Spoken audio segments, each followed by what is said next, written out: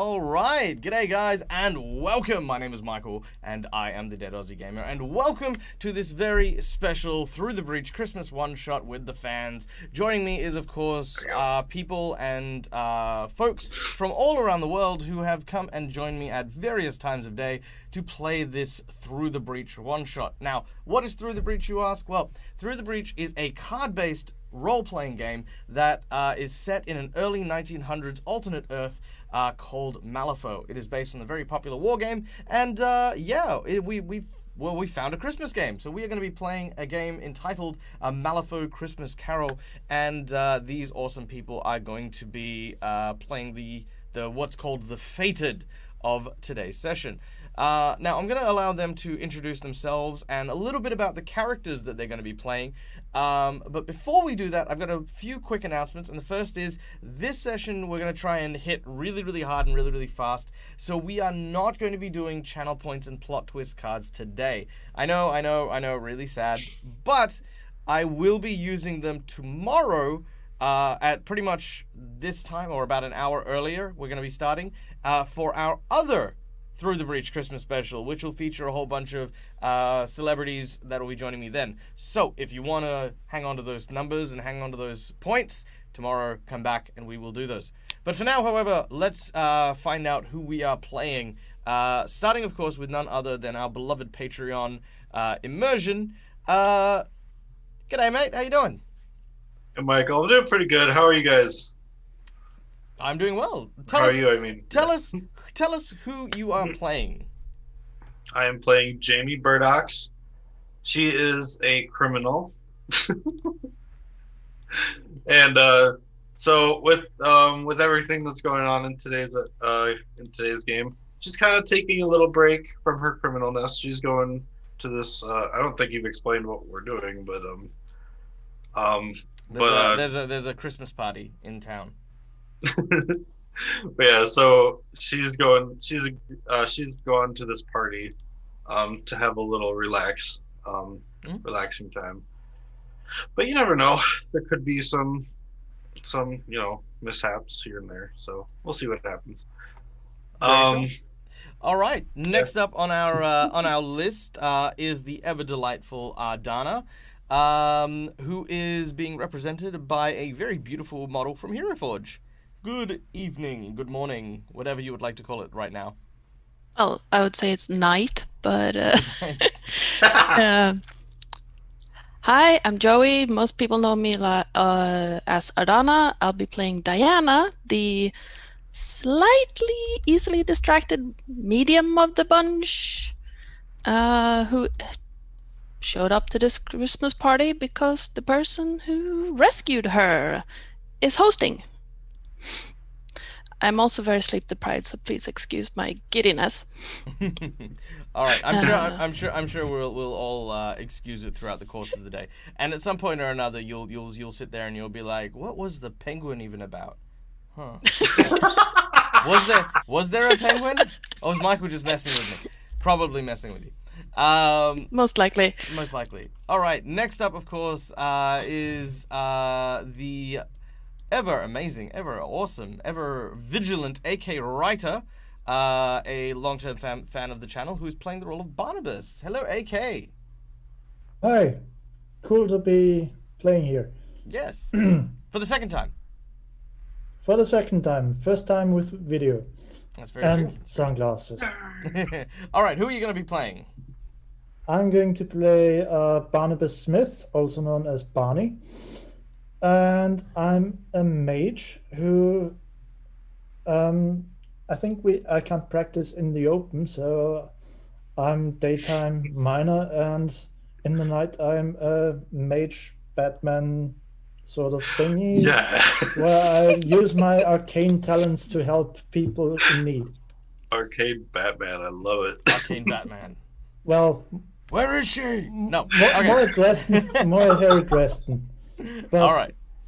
I love more it. people know Batman. Okay. Next up, of course, playing the role of the very dapper-looking Ellis is none other than McKinley. G'day, McKinley. Hi there. Tell us about your character. So today I'm playing Ellis Peckram. He's a traveling magician, mostly by sea, and he's starting to put a bit more behind his tricks. You can often see him consulting a small pocket watch. I like it. I like it. All right. And last but absolutely not least, the lazy titan himself, playing the role of Mandy. Good morning. Good afternoon, Dag. Yes, so as Dag was saying, I'm the lazy titan in the flesh and blood, apparently. And today I'm playing Mandy Falls, a dredge, or a drudge, depending how you want to say it. She may or may not be looking for more victims for experiments at this Christmas party. Okay. We're gonna get along so well. All right. I like it. I like it. All right. So, without any further ado, let us begin today's session. Now, do let me know if the volume is too loud, but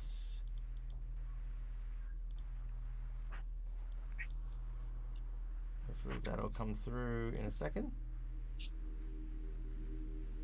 All right.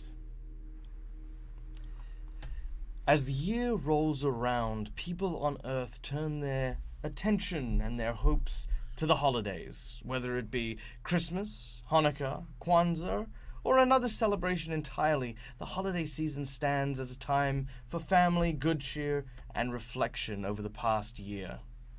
In the city of Malifaux, celebrations are much the same as they are back on Earth. People still put up Christmas trees and light their menorahs, laugh over glasses of eggnog, and pass around completely untouched pieces of fruitcake. However, here in Malifaux, cheer is rare. And in the northern hills, where the icy snow settles on the huge peaks and mountains, the bar doors are wide open with warm light, filled to the brim with miners and steam fitters, all of which trying to drown their sorrows from a year of toil among the mines. In the southern Badlands, huge and vicious creatures known as Yule cats prowl the frozen tundra, with its soft paws hunting unsuspecting victims in the snow and ice. But you, however, are fortunate enough to find yourselves within the safe confines of the downtown district.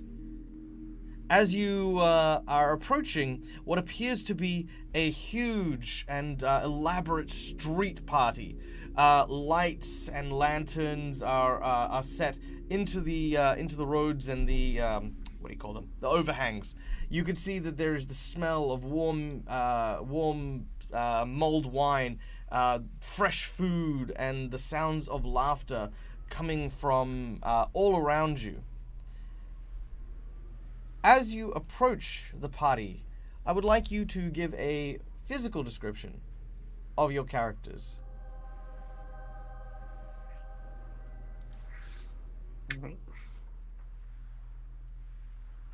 Let us start with the first person to arrive on the scene, and that is none other than Ellis. Ellis is rather tall and he has bleached blonde hair. He wears a suit, very simple, very clean shaved hair. Nothing on his face, no beard at all. Very well. And as Ellis walks through the streets, you pass by several people who are very much with their families, sharing plates of food. A person walks up to you, a rather rotund individual, who looks to you and chortles in a thick, deep, booming voice. Go ho ho! Merry Christmas, sir! And to you, sir. He sort of says, enjoy, drink, eat, and be merry. Here, you look skinny, lad. Have one of these. And he hands you this enormous turkey leg. Now, Ellis, you have not seen turkey for however long you've been in Malifaux. Turkey isn't here, right? The fat man leans over to you. Yes. It turns out that the Explorer Society is more than just stuffy old books and libraries. Turns out they're quite good at bringing some fresh and delicious produce through the breach itself. Smells divine. But the gift you've given me, this is not something that you would want, or is it for me? Well, he looks around. Strange you mention this. Allow me to introduce myself. I am Lord Pumberton, of the Norwegian Pumbertons, and, you see, that fair maiden over there. At this point, he seems to be gesturing over to a pile of snowmen. There is a nun who seems to be with some orphaned children building snowmen in the corners of this small area. Sister Margaret has awayed with my heart, but I'm afraid that, with all that is going on and the festive cheer, it would not be appropriate of me to, but perhaps a stranger could mayhaps mention a kind word about the noble Pumberton house. He tries to strike a dashing figure. His, just beneath his cummerbund, his belly kind of hangs out. He sort of sucks it in and tries to tuck it in, but to little to no avail, much to the agony of his cummerbund. I look over to the orphans. Do they look skinnier than me, which is rather hard? They do. They do indeed.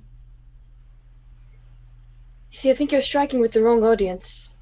Perhaps you should give that to someone who needs it a bit more than me. He looks around and he tries to piece together what you're saying. In a moment of clarity, I nod towards the kids. Oh, right. Oh, he basically claps you on both your shoulders as he says, I knew you had a good Yule spirit about you, lad. Thank you, sir. Thank you. If ever you need anything, my door is always open. And he'll puddle off. Now, Diana, during your time in the realm of Malifaux, you have made a number of friends through your travels and journeys. Two of which are none other than Mandy and Jamie. Now, Mandy and Jamie, over the course of your times here, have served to kind of, let's just say, keep yourselves out of trouble. Diana, having already had a run-in with the witch hunters of the guild. Mandy, of course, also kind of drawing attention here and there for your curiosities and your your unique, should I say, observations of individuals. And, of course, Jamie, your... well, I don't need to say anything more. Jamie is just trouble in a barrel. The three of you became well acquainted in the guild jailhouses as eventually that familiarity became friendship among you. You've all decided to explore the festivities. As Diana, I believe you are familiar with Susan Corrin, the current proprietor of this fine feast that is laid out before you. Yes, Susan Corrin was in fact the person who made sure Diana didn't get locked up forever. So Diana, wearing a rather heavy cloak of a simple cut, very simple but very warm, is actually looking around to see if she can find Susan in the crowd. Not seeing her immediately, she's rather distracted by the surroundings and the festivities, listening and just taking note of everything around her. She is not exactly the most attentive person.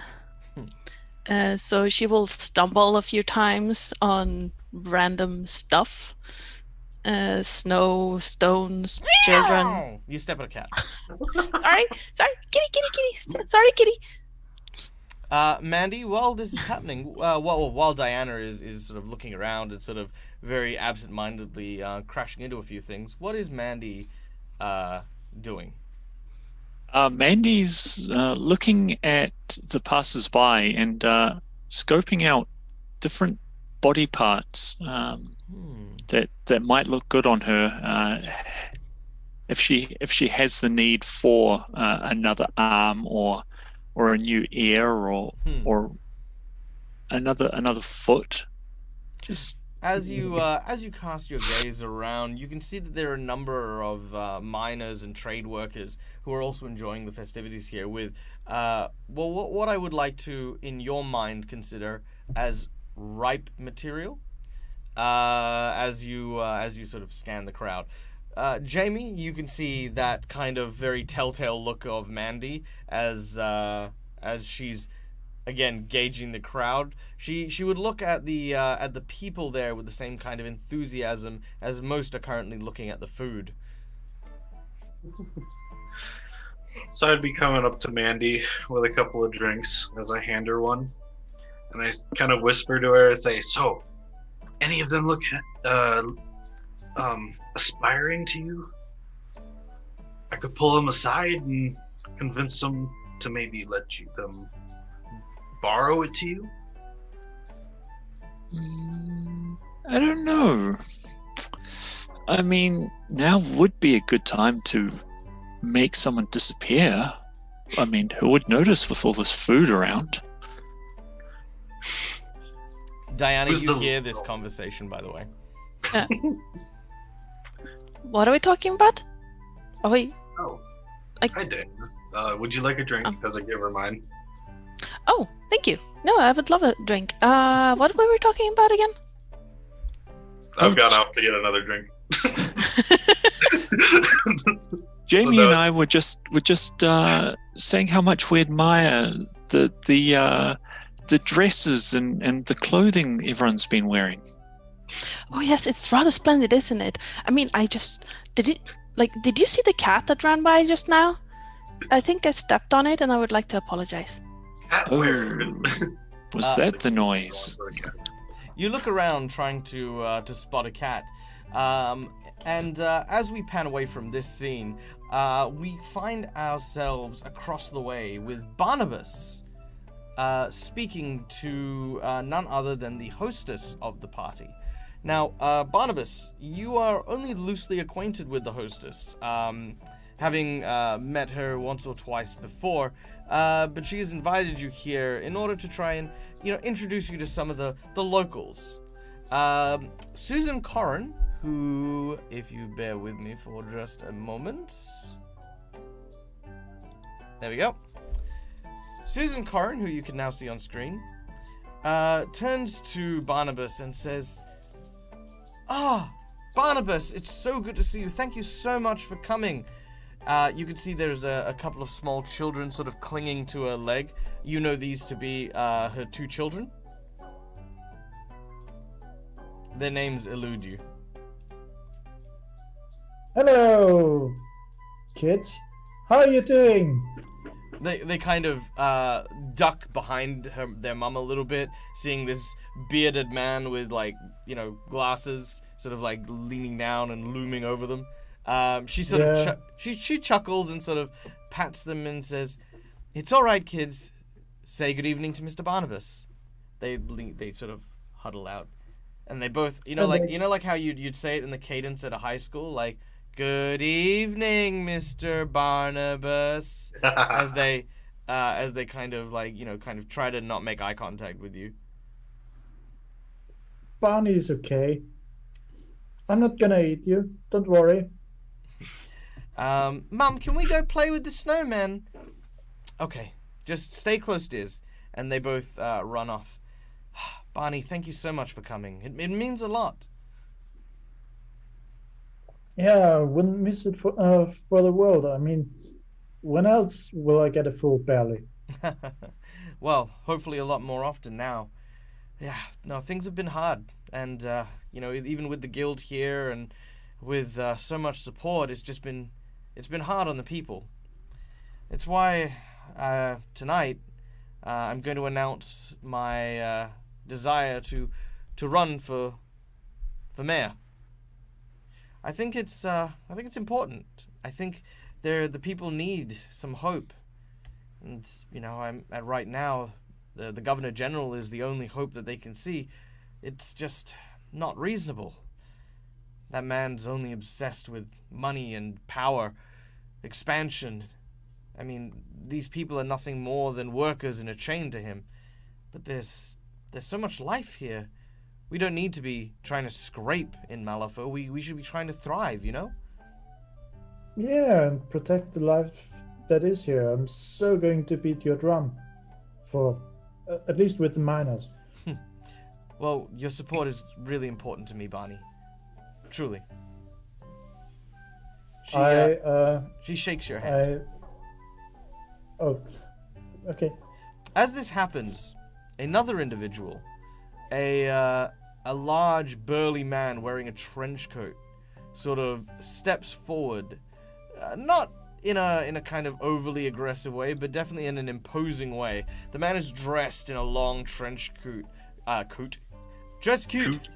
Dress coat. Yeah, that's what it does. Anyway, dress coat, and seems to have his hand on a revolver by his hip. It is a guild guardsman.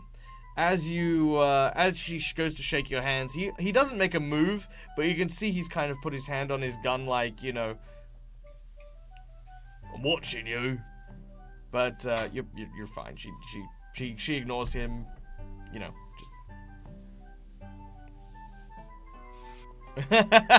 just a high five is fine. Alright. So yeah, you're you have Don't worry, I'm not after her purse, not after her throat, not after anything of hers. I'm good. Mostly. Oh yeah. Most. At this point, her husband, a man by the name of Alphonse, comes and asks her to dance in the middle of this opened area, and she excuses herself and goes to enjoy. Now, as the may I look at the guard and say, I'm so not going to invite you to a dance. The guard cracks the tiniest of smiles, but then returns to frowning at you before turning and following Susan. Now, as the pair begins to dance, I need everyone to make me a notice check. Now, a notice check is basically a cunning skill. So anyone who does not have ranks in notice, which you will then add to your cunning, will just make a cunning flip. So let's start with Deanna. Yeah, no. That is a 2 of Crow. Jamie. That is the Red Joker, which is a 14. Plus my cunning. Is it alright if I draw my own card, or would you rather you do it? So basically, they all draw from this deck. And then if you've got the 3 cards in your hand, you may replace the card that I draw with the card from your hand. Oh, makes more sense. Thank you. Yep. Okay, so 3 of Crow for Barnabas, 6 of Rams for Mandy, and 6 of Masks for Ellis. Now, does anyone wish to change, alter, or cheat their fate? Diana? How would I go about that? My cunning is not good. Okay, so the target number here is 12. So you need to get a 12 in total. You have the cards from your hand, which I believe are a 1, a 4, and an 11.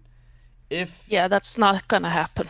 Then don't cheat. Keep those cards in your hands, and you have failed the notice check. That's fine.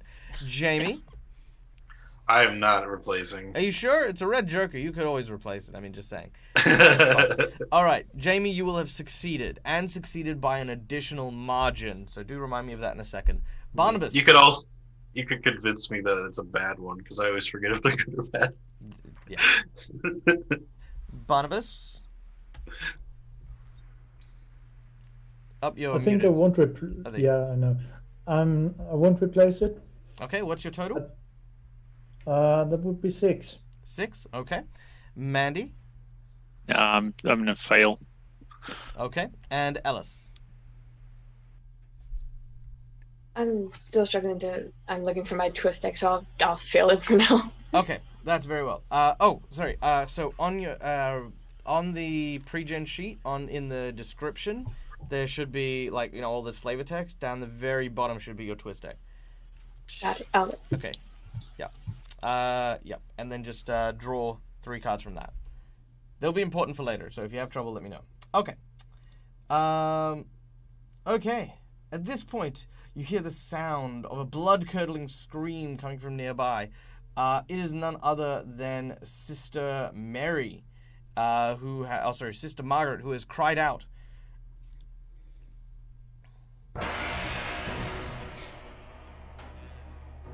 As she does so, you watch as around the town square, all of a sudden, coming to life, are several snowmen that were being built by the children. Not again. One of the snowmen with stick-like arms that writhe like spider limbs grabs hold of one of the other snowmen, thrusts it into this open maw with icicles for teeth, and then chews and chomps it until the poor snowman is destroyed. The children manage to just pull away, but it's not long before you hear more shouting as more of these hideous monstrosities continue to attack. Alright, we are going to go into initiative. Now, everyone's character should have an initiative value, which, in hindsight, I should probably have a better way to write down, so I'm going to go get a pen and paper. In the meantime, yes, find your initiative, and I shall return momentarily. I think your initiative will be your speed. I think I was looking this up on the thing. Yeah, it's your speed aspect plus your notice skill. Speed plus, yeah. Speed aspect plus your notice. Alright, I'll be back.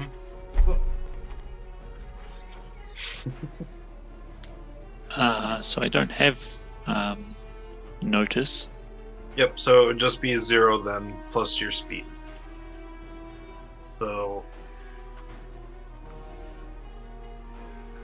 1. Mm-hmm. Yeah. My sheet says initiative plus 2. So yours probably already calculated it, maybe? Okay, yeah. So it's speed 1, notice 1. So yeah, plus 2. Yep. Yeah, mine says +1. So. All right. So, Diana, your initiative is a 3 of rams. Jamie, yours is a 5 of tomes. Barnabas, 4 of masks. Mandy, 2 of tomes. Ellis, 9 of rams. So, Diana, what is your total? And yes, you may cheat if you wish to. What happened? Nothing? So Okay, Michael no, pulled cards from his deck that you can add your initiative to, unless you want to use my video vanished. I don't know where it went. There it is. Okay, now I don't have any rams in the thing, so I guess I can't cheat it. So it would No, be you can 5. you can cheat it. It doesn't have to be the same suit. Yeah, you can cheat it with anything. It just replaces my card. Yep. Okay. But I can replace it with anything. With the card from your hand, yeah. And then I'll go with masks, which is an 11, so 13. Okay, so 13, easy done. Okay, next up, Jamie, what's yours? I'm not gonna cheat it. You said 5, I think, so mine would be 8. All right, 8. Okay, Barnabas. I think I'm going to cheat with clubs is 6 of tomes, so 8 in total. Okay, Nice. Mandy? Mandy's too distracted by the screaming children, so a 3. Okay. And Ellis? I'm gonna go ahead and not cheat, so that's gonna be a 10 total. I got a 9 of rams, correct? That is correct. Okay. Then a 10 total. All right, sweet. So the initiative order is, let's see, initiative 7. So Diana, Ellis, Jamie, Barnabas, then these creatures, then Mandy. I thought I was supposed to be the distracted one. I also want to notice them too. Too busy hoping that the children get killed for extra body parts. Real quick. I'll make it quick. Real quick, Jamie, while you are looking around, you also see a hooded figure. For a brief moment. I have flashed it on screen on the other side to the snow creature. You see that hooded creature. Her hooded It's under the cards. No, I see that. I'm wondering how far away. It's all sneaky. They're pretty far away. They're at the edge of the the actual festivities, and you can see them sort of skulking away, moving away from the chaos. You notice that with your margin of success. All right, Let us begin. Now, the way that combat works in Through the Breach is everyone gets 2 action points to spend during a round. These action points can be used to do pretty much everything from moving to shooting to casting spells, whatever the case is. Unless it states otherwise, everything is a 1 action point cost. So, from where you are, Diana, there is a total of 3 of these snowmen that are currently active and around. One of them is near the children. One of them is near the dance floor where you have not seen Susan, but that is where Susan is. And the other is among the crowd and the food table, which is near where Lord Pumberton was talking to Ellis. All right. Okay. That is where the 3 snowmen are. You, however, all of you guys are in the middle, so you can attend to any of these 3 snowmen at your leisure. All right. What would you like to do, Diana? Well, looking at what I have at my disposal, I think...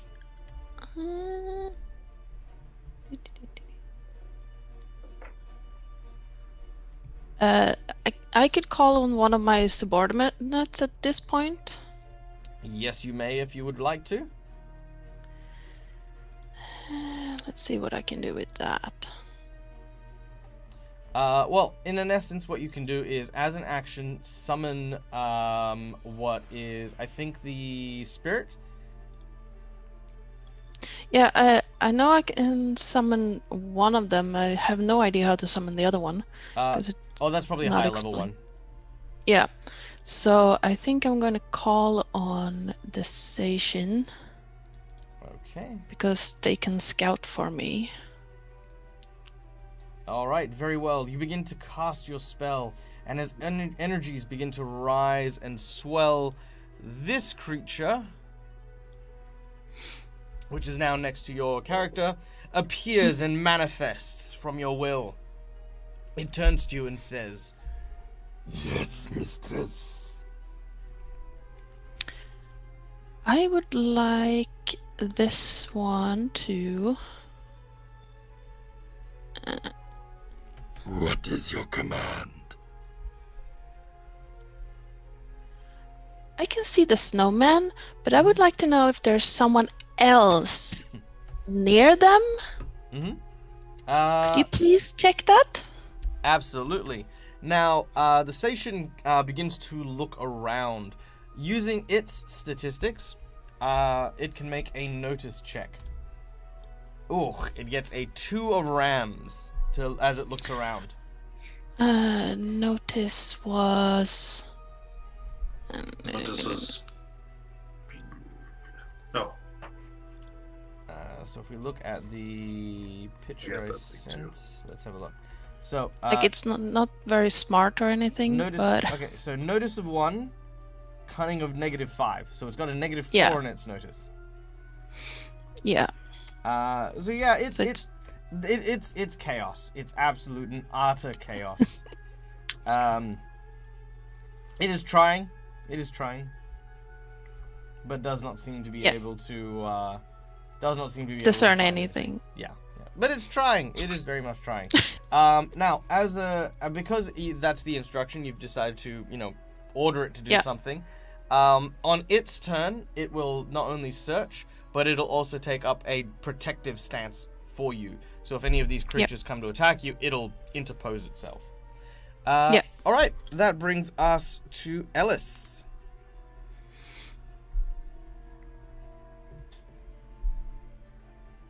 Are any of them close to the children? Yes, one of them is right amongst them. That was the one that ate the snowman. Okay. Yeah. Can I get in between? Sorry. No, it's chewing. That's fine. You talk. Oh, okay. Can I get in between the snowman and the kids? Yes, you spend 1 action to move and interpose yourself between the children and this horrifying-looking snowman. You look into its multiple eyes that glow with a rime fire, and atop its head, a silly little top hat that seems to kind of create almost like this angry eyebrows looking at you. All right, your second action. What do you want to do? I try to take the top hat. Ooh, okay. So, Yes. all right. So what we're going to do is we are going to attempt a grapple check, in order to try and grab the hat. Okay. So, let's see. What's And grapple is speed, right? Yes, I believe so. All right. So these guys don't have a lot of speed, so this is going to be. It's going to be interesting. Okay, your target number for this is going to flat out be 10. You get a 5 of rams. And I can use my twist deck for this? Mm-hmm. Yep. The 3 cards that you have, which I believe are a... let me have a look. 2, an 8, and a 13. You may use any of those ones to cheat the value. Since I have a 0 speed, I'm gonna use the 13. All right. You grab hold of the hat and snatch it off its head, and no sooner than you do that, there's a terrifying yowl that is emitted from this snowman as it shakes and shudders, and then it just becomes a regular snowman. It is Frosty, I knew it! Holy crap. Look. No, it's awesome. All right. I put on the top hat if I can. All right. Oh, okay. Turns into you know an what? evil snake. You know what? I will allow you to do that, but it won't. Here's the effect. As soon as you place the top hat on, Ellis, do you have any magic by any chance? I do. Okay. You immediately sense that someone or something is trying to control you. As soon like an external force, you feel a desire to find and attack someone named Susan. But that is all. It has actually no command over you, but that's the compulsion you feel. All right. Now Man, we I have to hate fight Susan. Man, Susan's such a terrible name. What is Susan? What's up And with now that? we have to fight Ellis. All right. Jamie. I turn to Mandy really quick and I say, I just spotted someone darting down the alley. Very heavily cloaked. I'm gonna chase after him. Mandy? Okay. Yep. All right. Very well. You've been Yes. given the all clear. All right, Jamie. You, now, how many actions do you want to spend? If you spend 1 action, you'll get to the alleyway and can see the other dude at the end of the alley. Or you can use both of your moves to basically double run, and you can pretty much get... Well, you can get a lot closer. If I get to the end of the alleyway, how far technically away will they be? Because I have a range 8. Range 8? You'll be able to hit them with a range 8. Okay, yes. I'm gonna get to the. With one action, I'm gonna get to the alleyway, and with the other action, I'm gonna try to shoot them in the ankle All right. with my barbed bow. You grab your barbed bow out and draw your arrow, which a lot of people found very odd that you brought that to a Christmas party. And you fire it for a 13 of rams. Yes. In Jamie's defense, Let's see. Yep. Yep, in against Jamie's defense, you never know when the Turk is gonna try to make a run for it. It's So very true. always come prepared. Alright, Always so come it's prepared. Though I'm really glad that I don't arm myself before my Christmas parties. Alright, so Jamie, what is your total on your attack? Where was archery? Archery is 'Cause I think it was archery is no, a wait. grace if you don't have it. Grace. Yep. I do have archery. I just was just wondering. So it's 13 plus 5, so 18. 18. Alright, so 18. That is a straight flip, which means you can actually cheat this damage if you would like. That is moderate damage, so your middle damage value, which is... I'm going to actually replace it with my 10. No, that won't change anything. The only way to okay. move it to increase it is with a face card, so an 11, Gotcha. a 12, or a 13. So it's with a mid, it's a 2. Mm-hmm. Oh, sorry. No, yeah, it's a 2. And since I have a barbed arrow, it's plus 1 more damage. Nice. Every turn. Nice. Alright, so that's 3 points of damage as the arrow hits this individual. It hits them in the shoulder, and blood begins to stain the cloak here. I aimed for the ankle, but alright. Well, if you aim for the ankle... You're right. You're good, Then I get it's- it. No, then it'll hit the leg, and again, same thing. Okay. Alright, Barnabas. So the snowman who Alice took care of was the one with Susan's child? Yes. Susan's children were with the orphans, and yes, Alice took care of that one. Okay, so what's the next snowman to me? Okay, so you guys are right between them, but there's one heading to the dance floor, which is where you last saw Susan, and one heading to the dinner table, like all the food areas. Am I within 10 yards of the one heading for the dance floor? Yes. Okay, in that case, did I see what Alice did with the hat? I will say yes. Okay, in that case, I'm going to try telekinetic push on the hat. Okay, very well.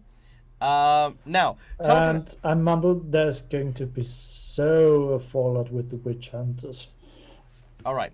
You begin to cast a spell, and here's what you can do. Now, I just want to point this out. Spell casting requires you to have normally a target number with a suit of some kind. So telekinetic push, does that have a suit that you require under the TN? Yes, 9.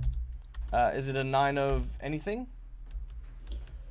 Yep. I just don't know what it means. Is it a book? No. Okay, so it'll be either. Let me show this here. So it'll either be a book, which is kind of like that. Nope.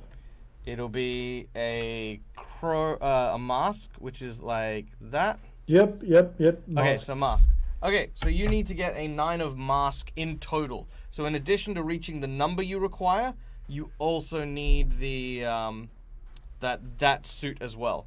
Now, what you can do is, because you've got 2 actions, one action you can use is to concentrate.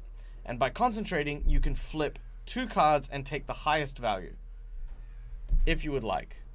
Or you could cheat a card from your hand that might have a mask on it.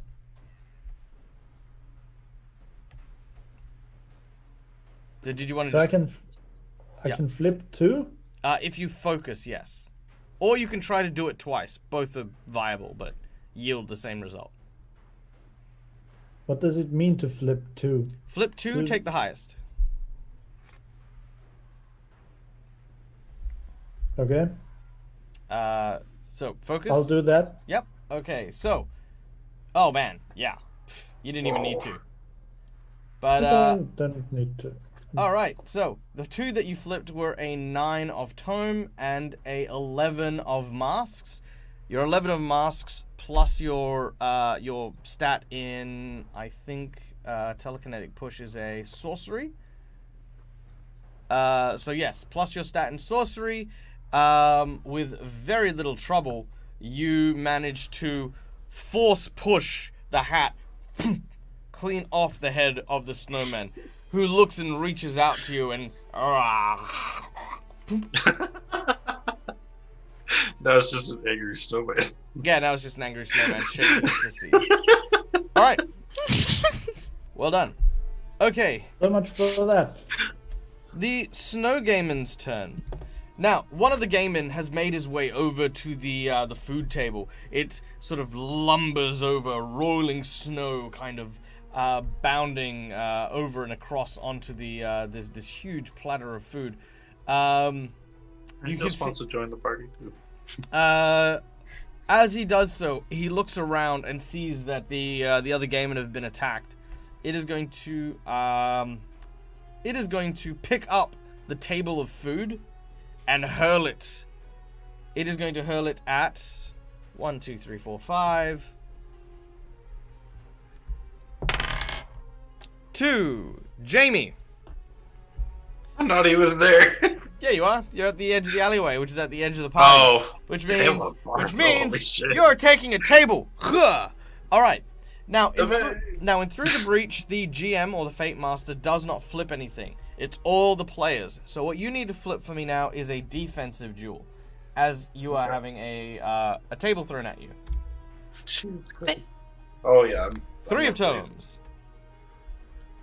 I'm going to use my 10 of. Well, I always forget what the club's one is. 10 of I tomes. think it's tomes. Yeah. So. Yep. All right. 10. With a 10 of tomes. You, as you fire at this dude, the table crashes into you. Wood splinters and food flies everywhere. You manage to roll out of the way just in time. All right, Mandy, you're up. All right. Having seen Alice and Bunny taking care of the other 2 snowmen, I'm going to run to assist Jamie. All right, you rush over. You can see Jamie is standing by the alleyway. Again, big piles of rubble and food now standing next to where Jamie is. One action to move Down over at to the them. end. Then, as I rush past Jamie, I'm going to say, "Next time, invite me to the food fight." All right, you bolt. Pleasure. Now you are reasonably close to this individual, which you can now see. You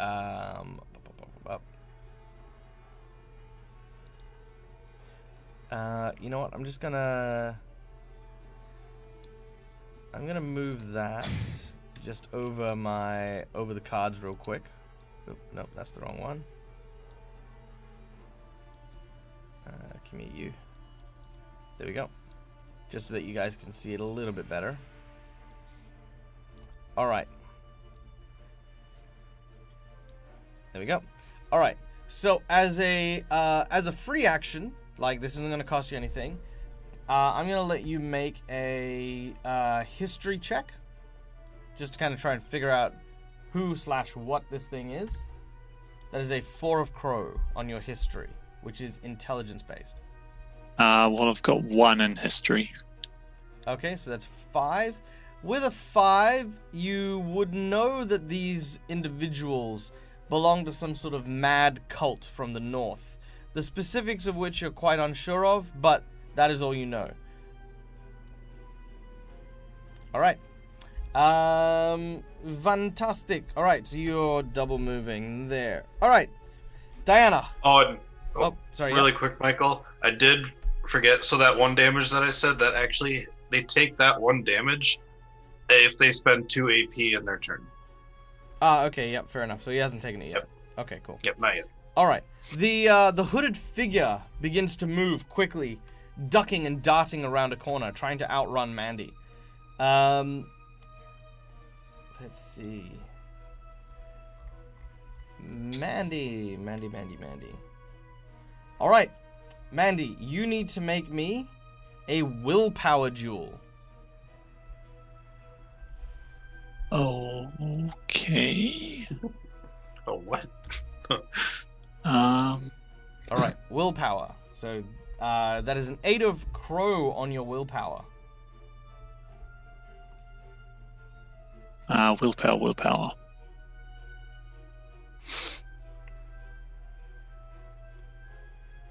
Should be on the defense on your character sheet. Yeah. Under defense. Yeah. Yep. I've got a 4 in willpower. Oh, nice. All right. So as this person leans over towards you, ice begins to gather at your feet and almost tries to encase you in a block of ice. However, you manage to rip your feet out of the snow before it sort of takes hold and avoid getting encased. Very nice. Very nice. Okay. Next up is Diana. Would I have seen what happened when they took the hats off the snowmen? Yes. Okay, so I'm going to try and shoot the hat off the last snowman. Very nice. What weapon do you use? I have a pocket pistol.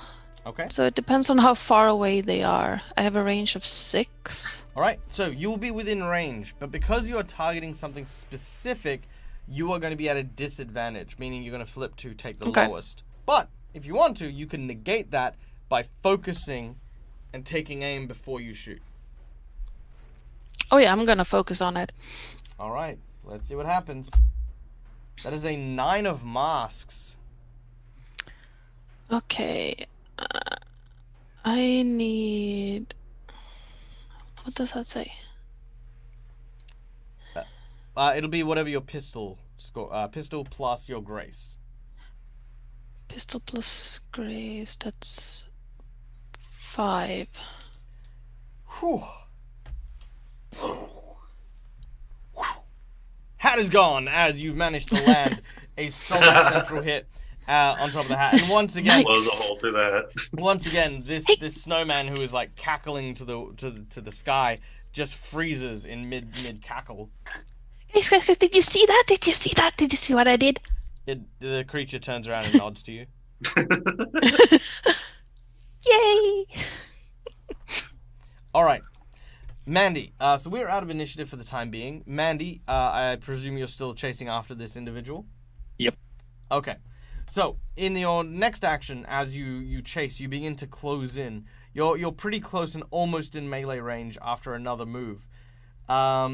The individual turns to face you another time, and as he does so, once more will reach into his pocket or reach into the jacket and pull out a hat.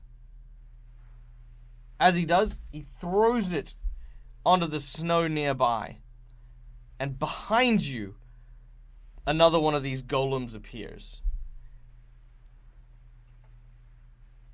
It is now your turn. Do you wish to continue chasing him? Yeah, I'll continue pursuing. All right. As you do so, the golem will try to grab at you. So I will need a defensive flip. That is a 5 of crows. Your target number is a whopping 16. Whoa. Yeah. I can't even cheat high enough to get to 16. All right.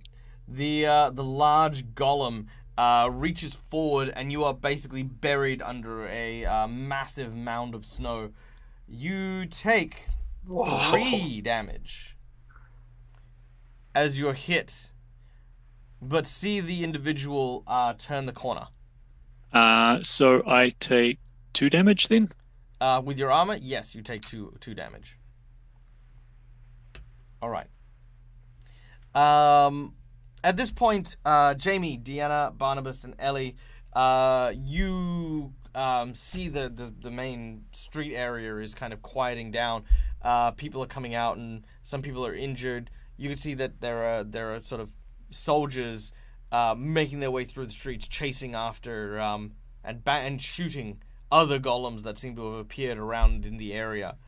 The bodyguard next to Susan has been kind of, I mean, the golem kind of got destroyed before it really got a chance to do anything, but the guard was like, sort of like, yeah, stay back, I've got this. But yeah, everyone seems to be okay thanks to your efforts. Now, meanwhile, in the back alleys, a snowman that is about 3 times the size of the first snowman is currently standing over Mandy. Mandy, it's your turn. Okay, so it's standing over me. Oh yeah. And it's got a hat on. So I'm gonna try and knock the hat off its head with a big old uppercut.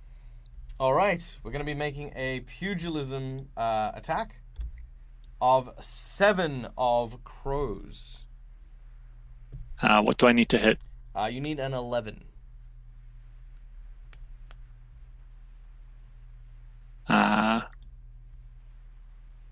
How'd you go? Can I chuck that in? Oh yeah, totally. So throwing in your 11 of masks, you reach up with your metal arm. You hear this piston sort of as you uppercut through the snow and silt of his face and knock the hat clean off. The body, unlike the other ones which retained their snowman form, these ones just created a pile of snow. All right. There is a calm that is now covering everything. Jamie, you kind of catch up and can find Mandy. The rest of you are kind of looking around, almost in disbelief at what could happen on such a beautiful day. By the way, I'm gonna discard one of my cards to make a shiv out of splinters from the table. You have a shiv. Yeah. All right. Then I round up to Mandy. Yeah. Cool. Now, because we've ended combat, everyone gets to choose if they wish to discard and draw more cards from their twist deck. So, Diana and Ellis, I believe I was drawing cards for you guys. So, do you guys wish to discard any of your cards? I think you can discard all of them if you want to, or you get to pick like however many you're missing. Correct. If you like the ones. Yep. Which Oh, sorry. Go ahead. I've used one of mine, so I'm guessing that's Yep, you'll draw one. not. Yeah. You'll draw one to get back up to 3. Anyone who has spent one Yeah. can also draw to get back up to 3.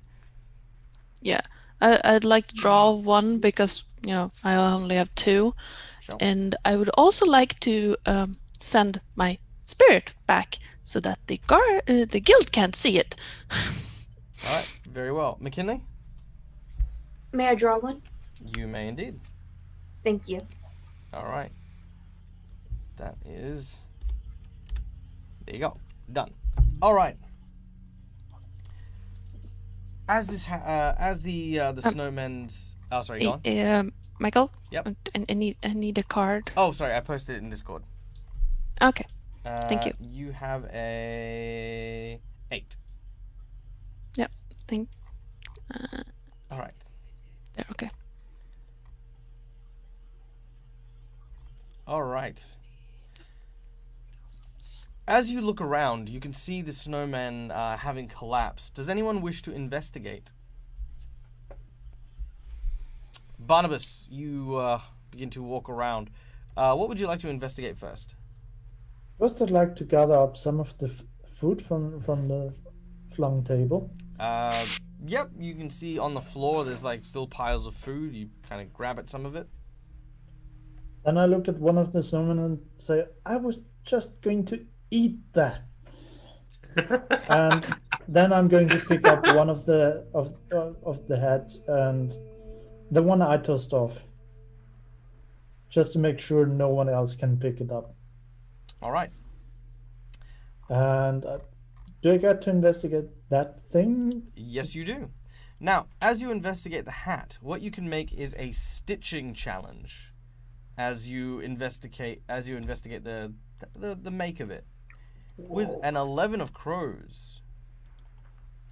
What you figure out about this, even without adding anything to it, is that they are well-made and very expensive hats, not old and tattered as one would expect to find on top of a snowman. As you look inside the hat, you notice that there is a haberdasher's business card tucked into a band at the top of the hat. Usually, this is a manner of professionalism where a hatter would leave their mark should anyone comment or inquire about such awesome, hats.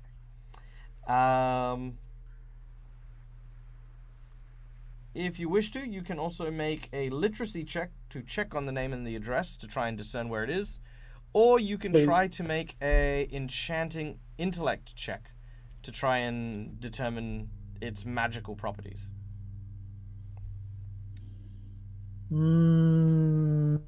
I'd like to first just try and read the name.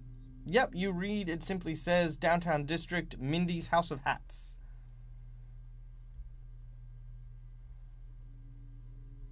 And I believe next turn I can try and do the Oh, we're out of combat. enchantment. Yeah, we're out of combat. We'll come back to that. What would everyone else be liking to investigate? Ellis? Sorry about that. Am I able to take off the hat? Yeah, you take it off. I just turn it in and out. Not in and out, but I flip it up and down. Yep. Inside out. See if there's anything. Once again, that little card that says your one now also says Mindy's House of Hats, so it sort of falls out of the inside of the hat itself. If you want, you can make a enchanting and enchantment plus your intellect to try and figure out the magic of it. First, I would like to turn to the kids. Okay. You turn to the kids. You can see that they are frightened and afraid. They have made it to one of the nearby stoops leading up to a building at the edge of the town square. They have been hiding behind there for cover. I slowly approach, trying to look as non-threatening as possible. They look at you. They have like wide eyes and shivering. That was an odd occurrence, wasn't it? Some of them shake their head. But don't worry about it anymore. I would like for you to draw another twist card, please, as a moment of heroism is very rare in Malifaux. You will gain a number that I will give to you. There we go. There, you have another card. The Sister Margaret, who is also there with the children, thanks you for your kind words. You take a moment to help them feel a little safer, and it does begin to work. The rather large noble comes in and says, well, this won't do at all. After all, 'tis still Christmas, and well, we can't hardly have the young orphans thinking that this is what Christmas is all about. I insist. Everyone, I will open the doors to Pemberton Estate. Come, drink, eat, feast, and be merry. I will ensure that the finest security for those wanting to get out of the cold, and maybe you can see that lots of the adults have started moving away. He kind of like starts to look a bit dejected, like everyone's kind of rejecting him and stuff. When Sister Margaret sort of places her hand on his shoulder and says, the kids and I would be honored to join you. He starts to blush in both cheeks, and he looks over at Ellis, and he's sort of like smiling, kind of like a goofy smile, as he then he and the children go and continue a Christmas feast. Do any of the kids look back at me? One of them, a small girl with red hair, seems to have a box, like a little tiny basket filled with matches. She runs up to you and places one in your hand before running back and joining the group. Could I do a hocus pocus? Yes, you may. Okay, let me see what that entails. It's up to your imagination. Hocus pocus is is just a kind of like a magician's parlor trick. So anything you can describe, that is fundamentally what it entails. As she's walking away, I use hocus pocus to make the sound of sleigh bells in the distance. She looks up in the air, and her eyes are suddenly sparkling and filled with a kind of wonder. You recognize it as you flash back to your time back on Earth.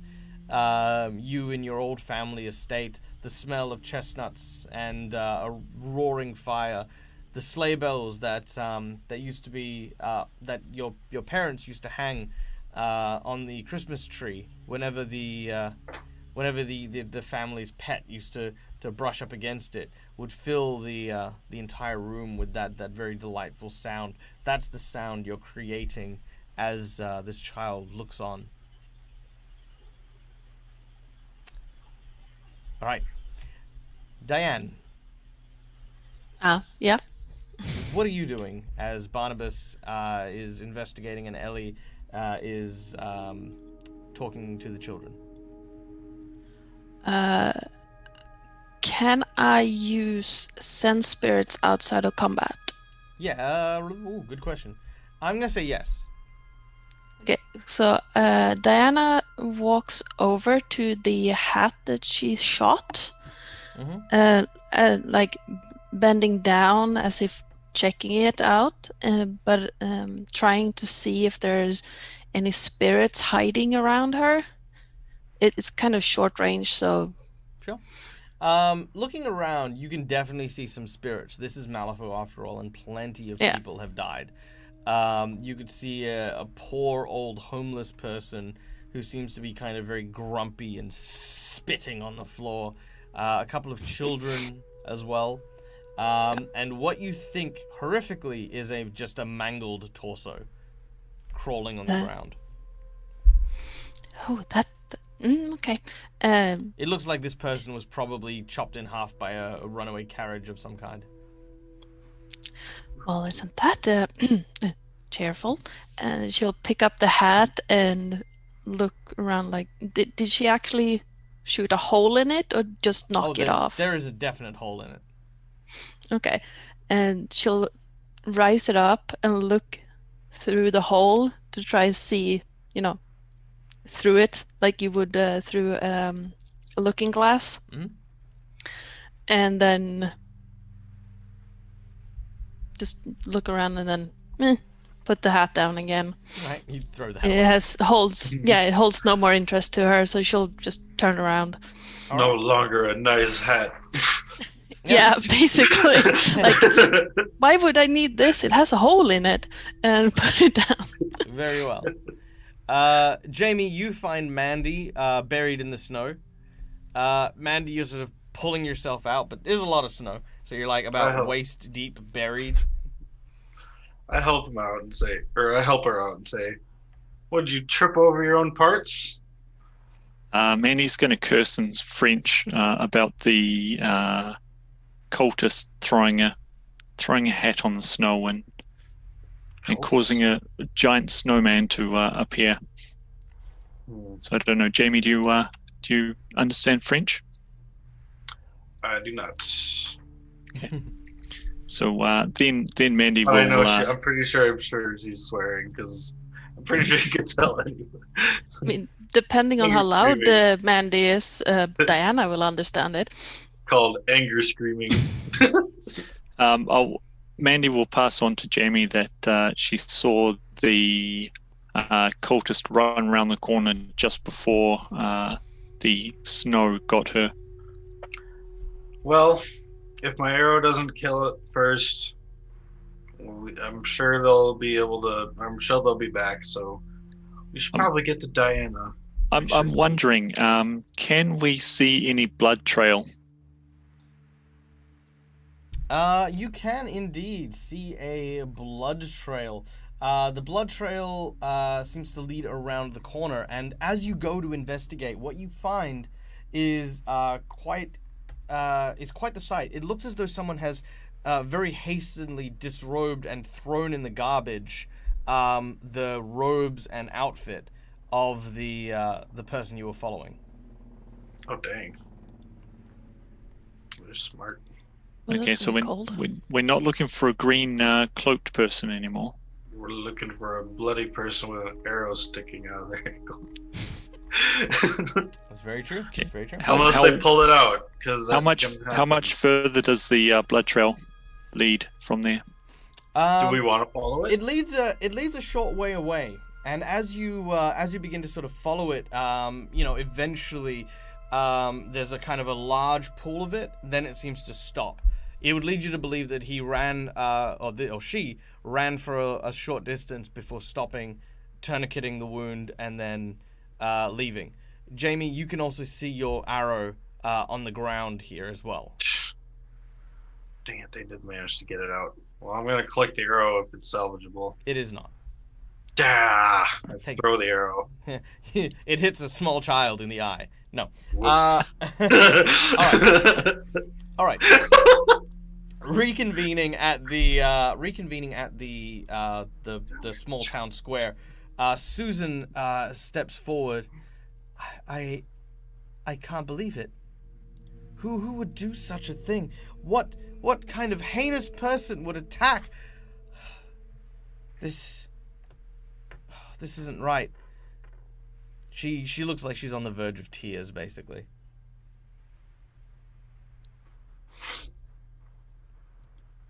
Anyone who wishes I'd like to speak up and say, don't worry.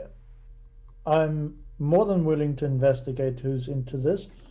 I already have a clue. And I'd like to maybe ask one of the others who helped defeating those. I'd call them Frosties. I like it. Thinking I'd like to team up with them. All right. Thinking about it, you first of all approach Ellis. After all, Ellis Yeah. was the first individual to figure out the weakness of these creatures. Barnabas, you may. Good sir, well done. I did not see that coming.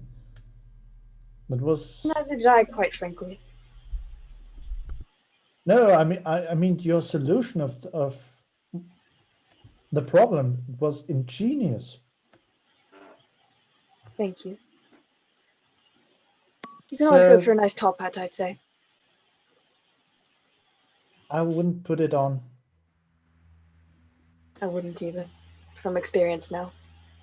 Actually, to be quite honest, I'd be curious what happens if you throw it into the fire. Whether it burns or just makes a fiery snowman. You could use the one that I took off. It has a hole in it. It's not useful anymore. It should be over there somewhere. I appreciate your curiosity, however, I don't feel like fighting an inferno at the moment. Yeah, neither do I. Apparently bullets work in dispatching them. Mandy and Jamie, at this point, the two of you can overhear the sounds of this particular discussion. You, of course, have a very vital clue as you approach the three individuals who are speaking about the hats. Well, we go over to Diana, or I'm assuming Mandy. We should go to see if Diana's all right. Diana seems to be talking with, in a conversation with Barnabas and Ellis, I believe, talking about the hats. Okay. Good, your serpent didn't eat you yet.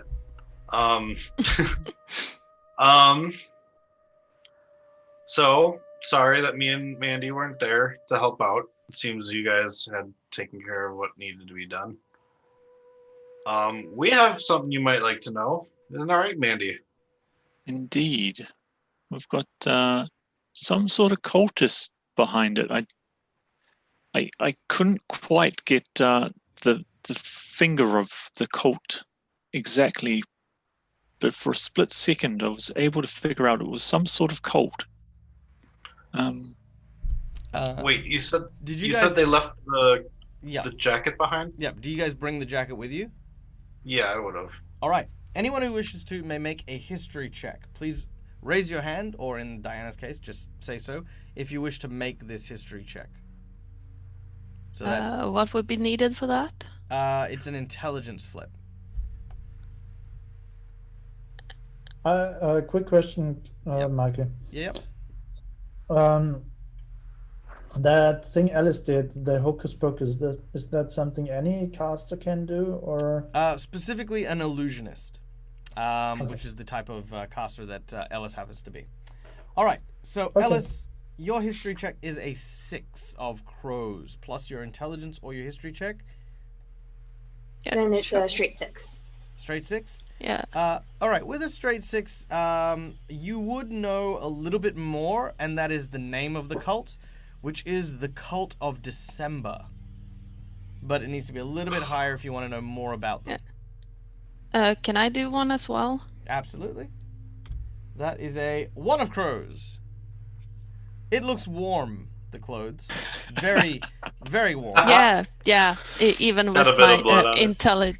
even with my intelligence, I wouldn't have a clue. All right. Okay, so basically, if anyone wanted to cheat that, you may cheat it to get a little bit more info, but that's up to you guys. Yay or nay? The blood is fresh. Yeah. Even if I wanted to cheat that, it wouldn't help. Okay, Ellis? I do have a question. Yep. Although I can't get more information about the cult just from that 6, would I have any knowledge of folklore around December, specifically? Yes, you would. In fact, December is quite well known. So the story of Malifaux goes back to before humans even came to Malifaux. Malifaux itself is a nightmarish realm that exists parallel to Earth. When magic began to dwindle on Earth, the spellcasters of Earth tore a hole in reality.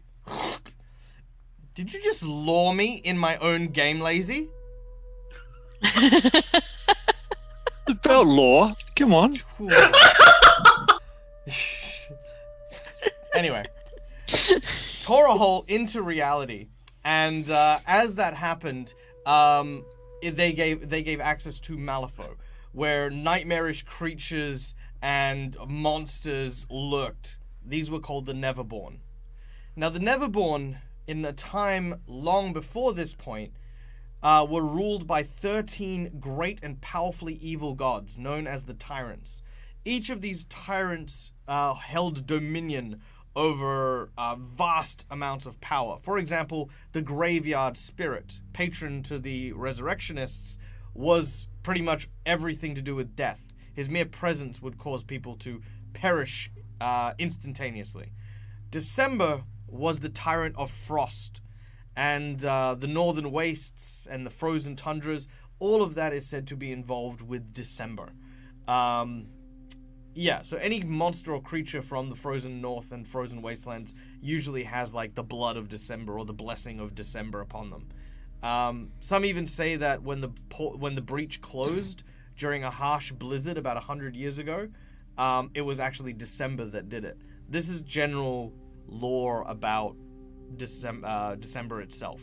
The Cult of December, you don't know too much about them, but just judging on the name, they are likely a cult who in some way, shape, or form worship the tyrant December. Okay. Thank you. Okay. Now, gathering up together, the 5 of you realize that if you have any chance of trying to get to the bottom of who or what was responsible, you would need to first of all follow the clues before you. The first is you could try to find a lead to the blessing of December.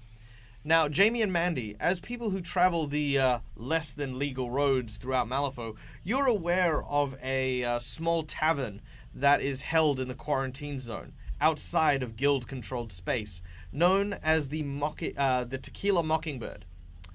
Now, the Tequila Mockingbird is a haven. There are undead there. There are neverborn there. There are criminals and ne'er-do-wells because it's unrestricted. But that being said, getting information will obviously come at a price. Barnabas, Ellie, and Diana, the three of you, having investigated the hats, know that there is, of course, a haberdashery by the name of Maggie's somethings.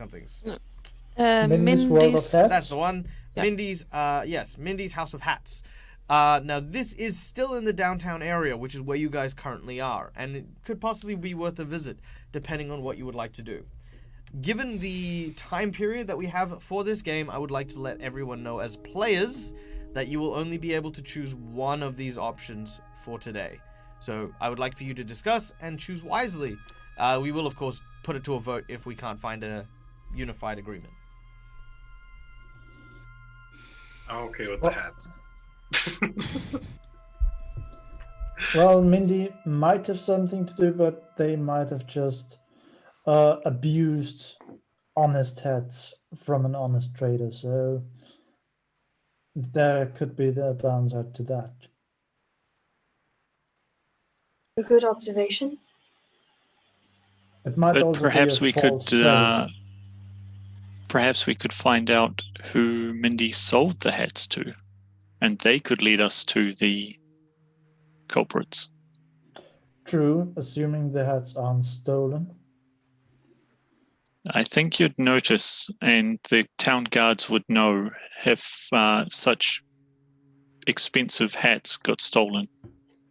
Fair enough.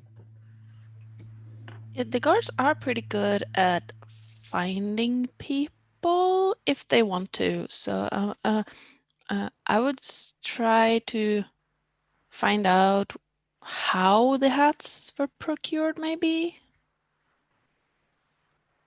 I'm pretty good at finding them too.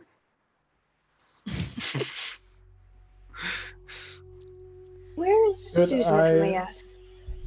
Michael, could I, so- while they Sorry, discuss... real quick. Susan is currently just kind of like trying to make sure that everyone's okay. Oh. Okay. Oh. You okay? Yeah, no, I just remembered something. That didn't Susan say something about how could someone attack during this kind of festivities? Like she was expecting it. It could be just the nature of Malifaux, or does she know anything? Maybe she's a cult member. Ellis, you remember when you wore the hat for that very brief moment that you were compelled to find and attack Susan. So in terms of why someone would, as soon as Diana says that, this springs into mind. For the sake of time, may I just say that I walk over to her and I tell her about that, about Mhm. what the hats seem to have compelled me, or tried to compel me to do. Absolutely. So perhaps it's someone that is against Susan wanting to be mayor. But the only one who knew that was Barnabas. No, I'm joking. There are lots of people that knew. No, Could you imagine? I just like, Merry Christmas, everyone. Roll initiative. No, no. I'm not gonna do that. Okay. No, Traitor in the terrible. midst. I guess there would be campaigning pamphlets and all that stuff. Yes. Yeah. Yes. Like, Auntie Susan wants you. Vote for her for mayor. I tell Susan to think of who she trusts most and go with them for now. All right. Yeah. Fantastic. So, Susan will turn and say, "Yes, no, I will do that. I'll take the children home. I think that'll be the safest thing. Will you be all right?" I look back at Everyone else, oh, we'll be all right. We'll be fine. I hope. I'll take a hearty bite of whatever I picked up. It seems to be like a cucumber sandwich with just a tiny layer of cream cheese, some Himalayan rock salt on cucumber slices, and butter that has been mixed very graciously with bone marrow and a little bit of well, bone marrow is delicious, and a little bit of pepper. Hey, man, Yeah, your but that favorite. mix. Bone Seriously. marrow. Delicious. Marvelous. Cream cheese, but I'm okay. English, so pretty much everything tastes Stop, good. I'm hungry now. It's also a great. By the way, fun fact: that recipe is also a great winter treat as well. Okay. What's winter again? What's winter again? I don't know. Yeah, look, we live in Australia. What's winter? Winter is basically where spiders tend to come out. So anyway, I have winter. Well, Winter we is had the thing winter. the Starks make all the fuss about. All right. Oh, So, wait. have you guys decided to go to the hat shop? Is that what I've gathered? Yep. I think so. Yeah, There's a job, seems huh? like it. All right. Leaving behind Susan, who again, like I said, will clear up before making her way back home with her husband and children. You start to make your way downtown, following the path in front of you. It's not too hard to find Millie's House of Hats, a large, very very unassuming building. You can tell that Millie likely lives on a second story above the actual shop itself. Like the rest of the buildings on the street, it is a construction of red brick, and unlike any of the other buildings, however, the ground seems to be partially sunken into the floor. In fact, to get into the main entrance, you must descend a few short steps to reach the store front. A small bell rings overhead as you enter the shop, but you find yourself freezing in a moment as you step through the door. This is not supposed to be cold. Why is it cold inside? Winter came. All right. It's here. All right. A chill runs down the back of your necks. As you look around, the showroom is filled with tables, upon which stands row upon row of decapitated human heads. Men, Let's not that. women, young and old, each of them wearing stylish and fashionable hats. The heads have been placed closest to the door in such a manner as to stare directly into the eyes of newcomers, while those further back keep an eye on someone as they walk through the store. Diana will go in behind Mandy. Mandy's going to admire the heads for when she needs to replace hers. It is only after a casual observation that you realize very quickly that the heads are actually wax duplicates of the severed heads, rather than the actual things. Mandy's Just going about to say sigh you- in disappointment. As I you was just about to say you gotta admire the customer support of this shop. Leaves the customers headless and breathless and everything. as you sort of, take a moment. By the way, there are a large variety of very, very beautiful hats that are here. But as you are examining, you hear a voice breaking through the silence. As a gentleman wearing a fine top hat and wearing a very, very fancy-looking robe, steps forward out of the back room. What's that? Let me just get this there. Boom. There he is. Well, if I never. Bit late for a bit of hat shopping, isn't it, Gov? Allow me to introduce myself. My name is Tannerly. And welcome to Millie's House of Hats. What can I do for your pleasure, sir? Let me guess. A chapeau for the young miss, or a fedora, even. I think you'd look rather fetching in a fez. He chuckles to himself. Mandy's going to grab one of the hats off Alice or Barnabas and throw it to the guy and ask him, what you know about this? He catches the hat. One hand is placed behind his back as he examines it. He says, "Oh, yeah, no, I remember this hat. Didn't make it myself. That would be Mindy's fine work.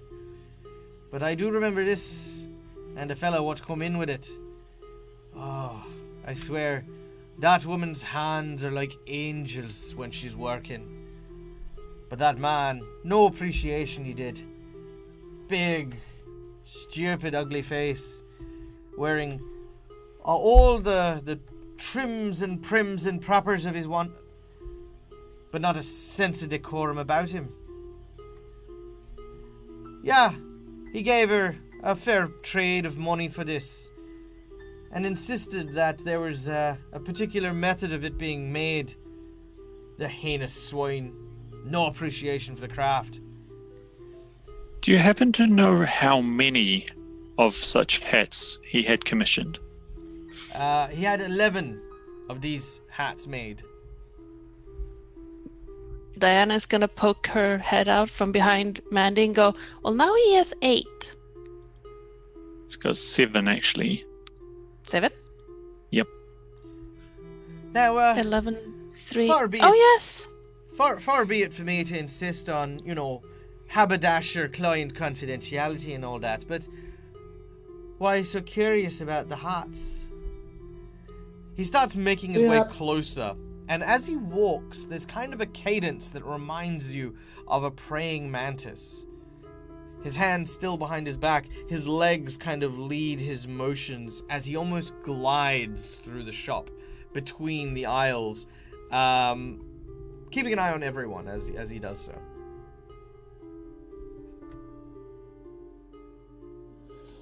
Do you happen to know what these hats do to inanimate objects? Well, I wouldn't say that I do. Not a magician at all. He sort of smiles at you, his teeth yellowed. Could I put my hat just on any of the wax hats? I guess. As you put it on, as you put it on the wax head, it does not seem to do anything. He says, "Oh, fascinating that is. You sure What you're would right you in the say head, then? boyo? Maybe you'd like a drop of Irish coffee then. 'Tis a bit late after all, and what's the Christmas spirit without some good old fashioned Christmas spirit? Christmas spirit? Aye." Oh, well, the snow did come alive when he put the hat on, so it's not that far-fetched to say that the wax might. Well, funny you mentioned that. He flicks his hands, and out of his sleeve, a small scrap of parchment emerges in his palm. He says, "Well, this was the bit of paper that had the instructions on how to build those hats. Involved some recitation of some kind that Mindy was doing while she was working on it. Poor girl was so distracted. Shouldn't be any kind of craftswoman's duty to pander to the needs of the nobles, but if this would help you at all." He reaches across the counter with his bony fingers, holding the bit of paper towards you. With my particular proclivities, could I discern what it is? Yeah, if you take the note as you do so, you unroll it. It is a grimoire that contains 2 types of spells. The first spell is the Summon Gaiman Magia, which allows any bit of snow that you place the hat on will create a snow Gaiman. And the second type of magic spell on it is the Dominate Magia, which allows it to follow a specific order or instruction, which is, of course, to attack and kill Susan. Okay. Yeah. Would any of this fall under the necromancy? No, this Tree. falls under the enchantment tree. Okay. Then probably have no idea what it is. Now the gentleman says, "Well, allow me to go get you that drink then." He steps forward and moves to the back room. Before you go, sir, He stops. His neck turns to face you. Alice gives a warm smile and says, "You know, these are rather fashionable, but I've always preferred a flat cap. Would you show me to them?" Oh, but of course. He stops for a moment and he pauses for almost an awkward period of time before moving through the store. Anyone who wishes to may make a scrutiny check if you'd like. I'd like to. So let's make some checks. So scrutiny. So Diana, yay or nay? What would that fall under? Scrutiny is your cunning. This is like sense motive or your ability to kind of, you know. Yeah, no. Yep. I'm I'll good. try. I don't have scrutiny, but I will try. That is an 8 of tomes. Ooh, that makes it a 10 for me. Okay, Barnabas. I'll give it a try. Okay, you get a 1 of rams. Mandy. I have a go. That is a 4 of tomes. And Ellis. I'll have a go. That is a 8 of ram. Okay, Jamie, what'd you get? 10. Barnabas. A 2. Mandy. 5. Ellis. 9. Okay. With a 9 and a 10, something seems odd. This man clearly knows Mindy, you know, like the details he's shared imply that, but he doesn't even seem to know his way around the shop. He seems to like take a moment to figure out where the flat top hats are before guiding Ellis to it, and he'll then hand Ellis one and say, "You know what? For a new client, Merry Christmas," and hands you the hat. I show a gesture of gratitude and I ask, "May I ask you something about Mandy?" Mindy. Mindy, I apologize. He sort of looks at you and smiles. Of course, but I better be making that drink. After which, I'll tell you everything you need to know. Of course. He'll turn and go into the back room. Just before he disappears into the back room, do we notice anything with the way he's walking? Because we know the person we engaged with has an injured leg. Looking at both his legs, neither of which are injured, but as you guys are scrutinizing them, you do notice a poster on the wall. The poster on the wall is a famous one, and you didn't think of it at first, mostly because it's kind of one of those things where you just never consider it, because you see them everywhere. It's all over Malifaux. And it's a picture of this dude's face. This is why you seem so comfortable talking to him. This is why you feel at ease. You've seen his face 1,000 times before. Under a wanted poster. The wanted poster of the Red Chapel Killer. Now, anyone who wishes to may make a history check to know who the Red Chapel Killer is. I wish I knew just being a criminal, but I don't have any history. As a criminal, any time you've spent in prison, there is one rule. Don't mess with Seamus. You can deal with any criminal. You can go to the gang members of the Ten Thunders. You can deal with the Neverborn. But Seamus, there's something wrong with him. There's something just not quite right. That's like prisoners generally know this as a standard, standard fare. And that's the poster guy? This is the poster guy, yeah. Okay. All right, so before that, let's go with the history check. Anyone wanting to make history? Diana. Would that be intellect, or what would that fall under? Intellect. Yeah, I'd like to do a history check. 10 of rams. Oh, nice. All right, Jamie. No. Barnabas. Yep. Barnabas is a 7 of rams. Mandy. Having also been to prison, I'd also know this. Yes, correct. Okay, in that case I won't. Okay, Ellis. Yes, please. That is a 12 of tomes.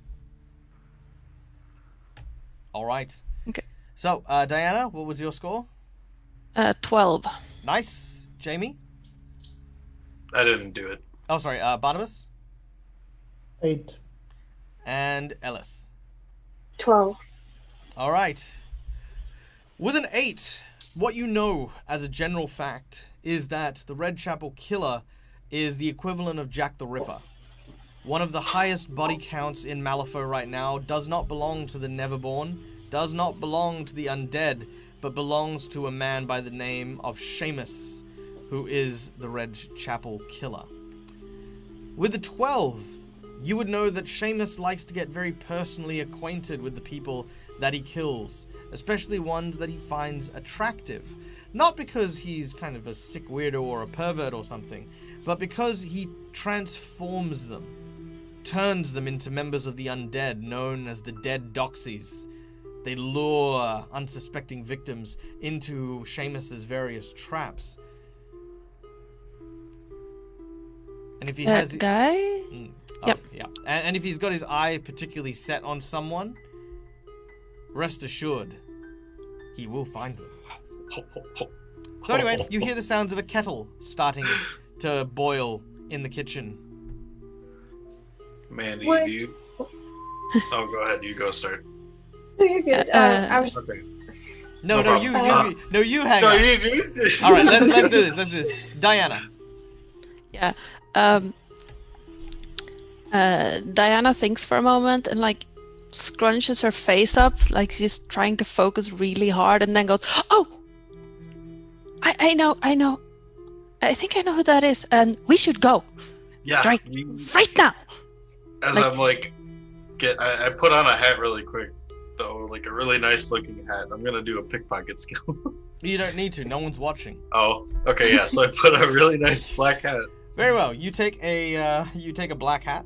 You. All right, let's go. All right, Ellis. I was going to say, I don't know how much it's been reported or if they've shown the faces, but do these heads look like the busts of any of his victims if they have been publicized? No, they do not. Do any of them look familiar at all?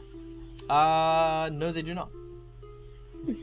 Yes. Even Unfortunately, I feel like looking at the Twitch chat right now, the Twitch chat has pretty much cottoned it on. Poor Millie was an unaffiliated, unassociated individual who has just probably fallen prey to Seamus's nonsense, and you've kind of quote unquote interrupted for the time being. Yeah, that's what I Mandy. thought as well, but Diana wouldn't know that. Yeah. Mandy wants to go and see if Seamus needs a hand making the cuppa. Mandy, what are you doing? Mandy's walking towards the back room. That's a bad idea, Mandy. Come back. That It's is all right. Friends, What harm can he do? I'm already dead. Mandy, you I mean, get that's back here before I throw this thing at you to get you to come here. Okay. As I pull out my shiv. Okay. The door swings open. And as it does, you can see the horrifying sight that lies inside. Almost like Christmas decorations. The what was once Mindy has now been decorated around her very own workshop. There is, of course, a kettle being boiled. And Seamus stands there, one hand still behind his back as he looks towards the door. He sighs and he shakes his head. He goes, "Ah, boyo, I really wish you didn't follow me." You hear the sound of a gun clicking and a cacophonic explosion. Oh, Now, I'm not going to go into initiative because this will not end well with an initiative, but Mandy, can I get you to make me a defensive duel? Yep. That is a 10 of tomes. 14. All right. You needed an 18 in order to avoid this. Oh! Oh, that's gonna hurt. All right. Can I give him one of my cards, Dad? You cannot. No, just kidding. All right. Aw. All right. This is, however, a negative flip. As the gun fires off, you take minimum damage, which is 4 damage. 3 damage. So that is, you've taken a total of 5 damage right now? Yep. All right. The gun explodes and a hole appears in your chest. He looks at you, and while you don't feel pain, he smiles wickedly. He says, "Well, ain't that something?" He looks like he's gonna go on the offensive. What do you guys want to do? Shoot an arrow through his hole into the Seamus. No. Okay. All right, we're going. Can we see Seamus? Yep. He's pretty much right there. Okay. Use the opportunity to sneak attack through the hole. I'll say, I just decided that you are dead, and I'll point out my hand at him and shocking blast him. All right, let's go into initiative then. Okay. You're like, uh-oh. Oh, indeed. Okay, let me just get this up real quick. All right. Also, allow me to introduce you guys to Mindy. Well, ain't she a looker? Oh yeah. I'd love some of her parts. Given that I'm an amalgam of other people. All right. Let's flip some initiatives. So, let me. I need to get the appropriate music here. Let's see. What's gonna be good? Do we have any time before initiative starts to do something non-combat related, or are we going straight in? Run it by me. What are you thinking? Going off the description of the man that came in, Mm-hmm. I want to, within reasonable distance, replicate the voice of Lord. I can't remember how to pronounce it. What's the Lord's name that I met? Pumberton. Pumberton. I always say names wrong. I want to replicate Lord Pumberton's voice within range of Seamus, so that Seamus can hear it. Okay.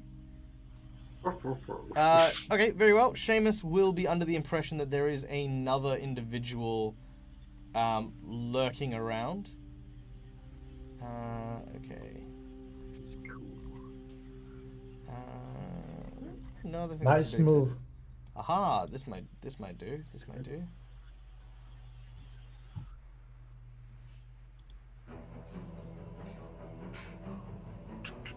I'm just wondering how I could have gotten 18. There we go. You can't. That's why I didn't necessarily want you guys to get into this battle, but you know what? A battle here is nonetheless gonna happen. All right.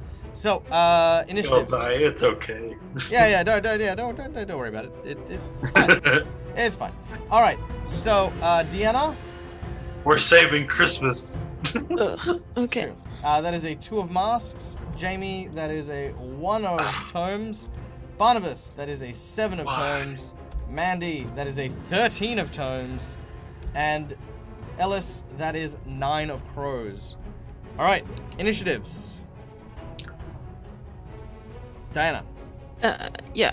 Can I cheat mine? Yep. Yeah, that would be a 10 then. All right, a 10. Jamie. I'm also going to cheat mine, and I'm going to have a 12. 12. Barnabas. 9. 9. Mandy. 14. 14. Ooh. And Ellis. That's a 9 I drew, correct? That is a 9, yes. Then a 10. 10. All right. Seamus. 37. I mean. Well, he's at a 16. Oh my gosh. And the Rotten he's Bell pretty high range. Yeah. is at a 9, Oh gosh. which is Mindy. All right. Cool. Well, again, seemingly shocked by the fact that Mandy has somehow survived the blast from his flintlock, all of a sudden, he takes his first action. Okay, that's a bit loud. Let's lower that a bit. He takes his action to reload his flintlock. Then with a free action, he is going to attempt to terrorize someone. Let's start with Mandy, I feel. After all, he didn't get a whole. No, actually, you know what? No, Mandy's had a rough gig. Let's leave Mandy alone for now. Let's see. Jamie, you tried to shoot through Mandy, so I'm gonna go for you. Jamie, Okay. you need to make me a willpower flip. As Seamus looks through the hole and just waves at you. Oh gosh. As he's loading his gun. What was willpower again? What was willpower again? I don't have it as a skill. Oh, willpower Just is below 2. your defense. What? It's below your Oh, defense. Yeah. Okay. I have a defense 3. Yep, but then it should be a willpower near where it says defense. Oh, yeah, sorry. That was another thing I forgot to... Okay, so that's Okay. 2 plus Right. your either censoring rank or tenacity. Oh, 2 plus... tenacity, that's a 3. 3. Okay, cool. So that is 14. You fail, as he has a 20 as the target number for you to hit. What? Until the start of Seamus's next turn, you are terrified of him and take a negative flip on all attacks made against him. Ugh. Also, if for whatever reason you have Relentless, that Relentless doesn't work anymore. Because he is also terrifying, meaning to shoot him, you need to make a willpower 12 duel. Or you fail to shoot him. And this is everyone, by the way. Alright. That's what he does. Next up on our list is Mandy. You are confronted by the Red Chapel Killer. All right. I'm just going to say to him, I'm not too impressed by this hold you've given me. I'm going to have to find a spare part. Maybe I can use yours. And I'm going to try to knock his flintlock pistol out of his hand. Alright. As you attempt to disarm him, you can use either martial arts or grapple to try and do so. I was more thinking I'm going to attack him, but aim for his arm. Yeah, what are you attacking with? My pneumatic arm, my spiked pneumatic arm. Okay. So if you're making a cold shot attack on the arm, on the pistol, it won't remove it from him, but it will damage it potentially. Maybe not aiming for the pistol itself, but his hand His hand holding to the try pistol. and get him to drop it? Okay. Sweet. Make your attack. It is at a negative flip as you are trying to make a cold shot. So that is a 1 and a 5. So we're going to be taking the 1, and because it's a negative flip, you won't be able to cheat that.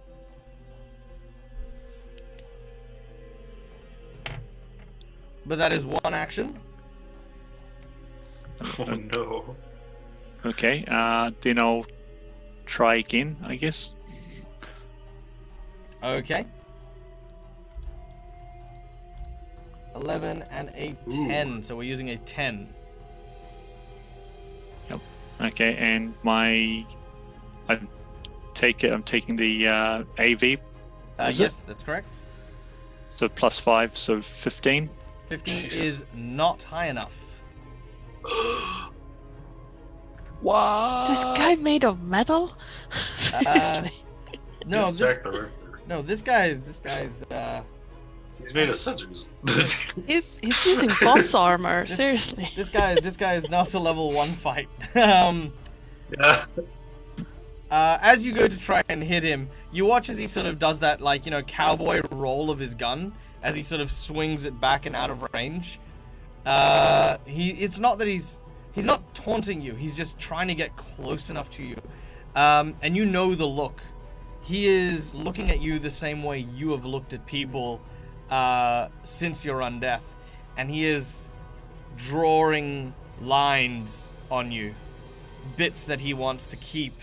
Bits that he thinks might be rather fetching as a doll. Alright, that is 14. Jamie, you're up next. Oh shit. So being feared, me being feared of him, I no longer wish to shoot through the hole, but I'm kind of still aiming down it. I'm just frozen. Oh, sorry, it's not like fear in Pathfinder. This is so basically you can attack. Oh. You just get negative flips to your attack, and you need to make a willpower duel in order to try and hit him. Like I said, he's not. Is there a lantern nearby? Yeah, I'd say there Anywhere? is. Yeah, totally. Is it like is it one of those lanterns that's filled with oil? Yep. All right, I'm going to shoot that. All right, you shoot it. All of a sudden, oil begins to spread over the floor as the haberdasher begins to engulf in flame. Everybody, we need to get out! I'm gonna take the other action to try and grab Mandy, although I'm not very strong, so I don't know. Mandy, do you resist? No resistance. All right, Mandy pulls. then Mandy is pulled backwards by Jamie back into the haberdashery as the fire begins to spread, flames licking up from the floor. Next up is Diana.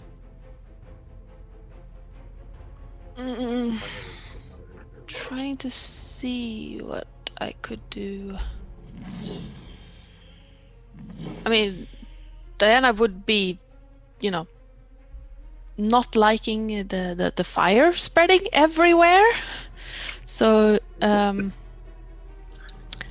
she'll probably back up a bit. She's still, Mandy moved forward from where they were standing before, right? That's correct. Diana hasn't moved since this whole thing started. Trying to figure out what I can do, because he's probably going to try to kill all of us. Being a boss and all. Mm-hmm. What can I do? We're all gonna die. Yeah, I'm probably going to try and... what the hell, I'm gonna try and shoot him.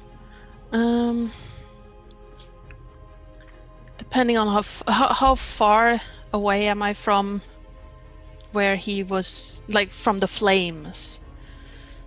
How far away is he? He's Diana is by the door still, or by the hats? So about maybe 12 feet.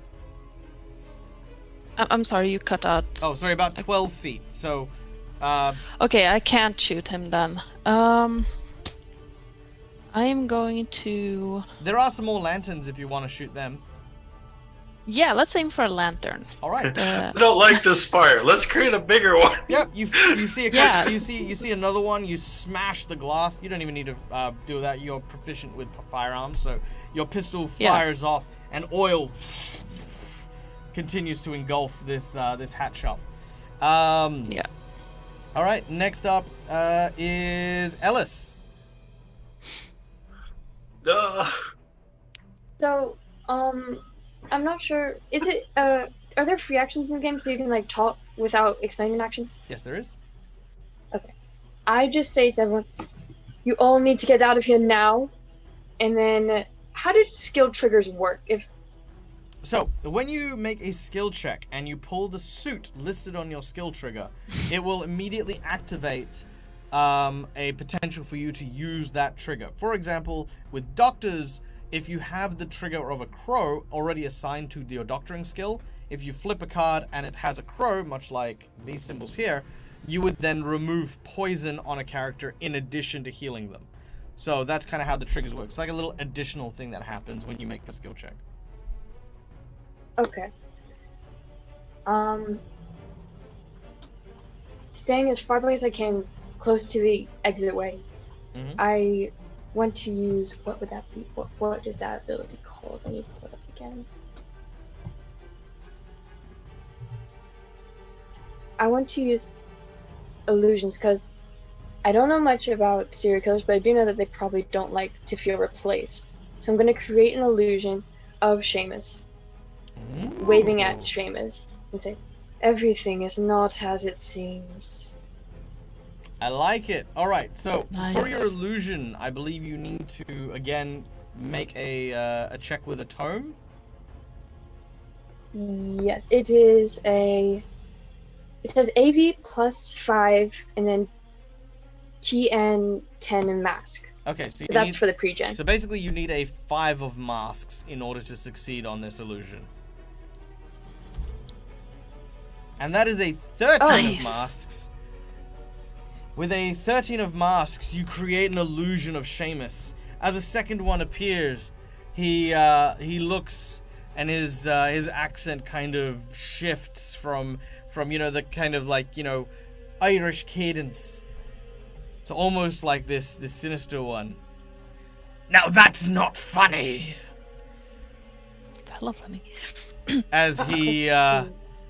as he seems to take quite a personal offense to his visage in front of him. Spit Okay. kind of flying out of his mouth and rage. Okay, and then so I drew a mask. So let me see, which trigger do I have? Unfortunately, I think I have crows. Okay, yeah. So yeah, you won't get the trigger for that, which is fine. Either way, this has distracted Seamus from your attention for the time being. Next up on our list is. Sorry. Yep. Did I use 1 or 2? Oh, sorry, you used 1, but did you move back as well? I'll use it to move back. Okay, yep. So you've moved back, so you're standing next to Deanna. Barnabas. Like I said, I'm going to shock and blast him with my first action. Lightning crackles between your two hands as you then launch a bolt of lightning towards him.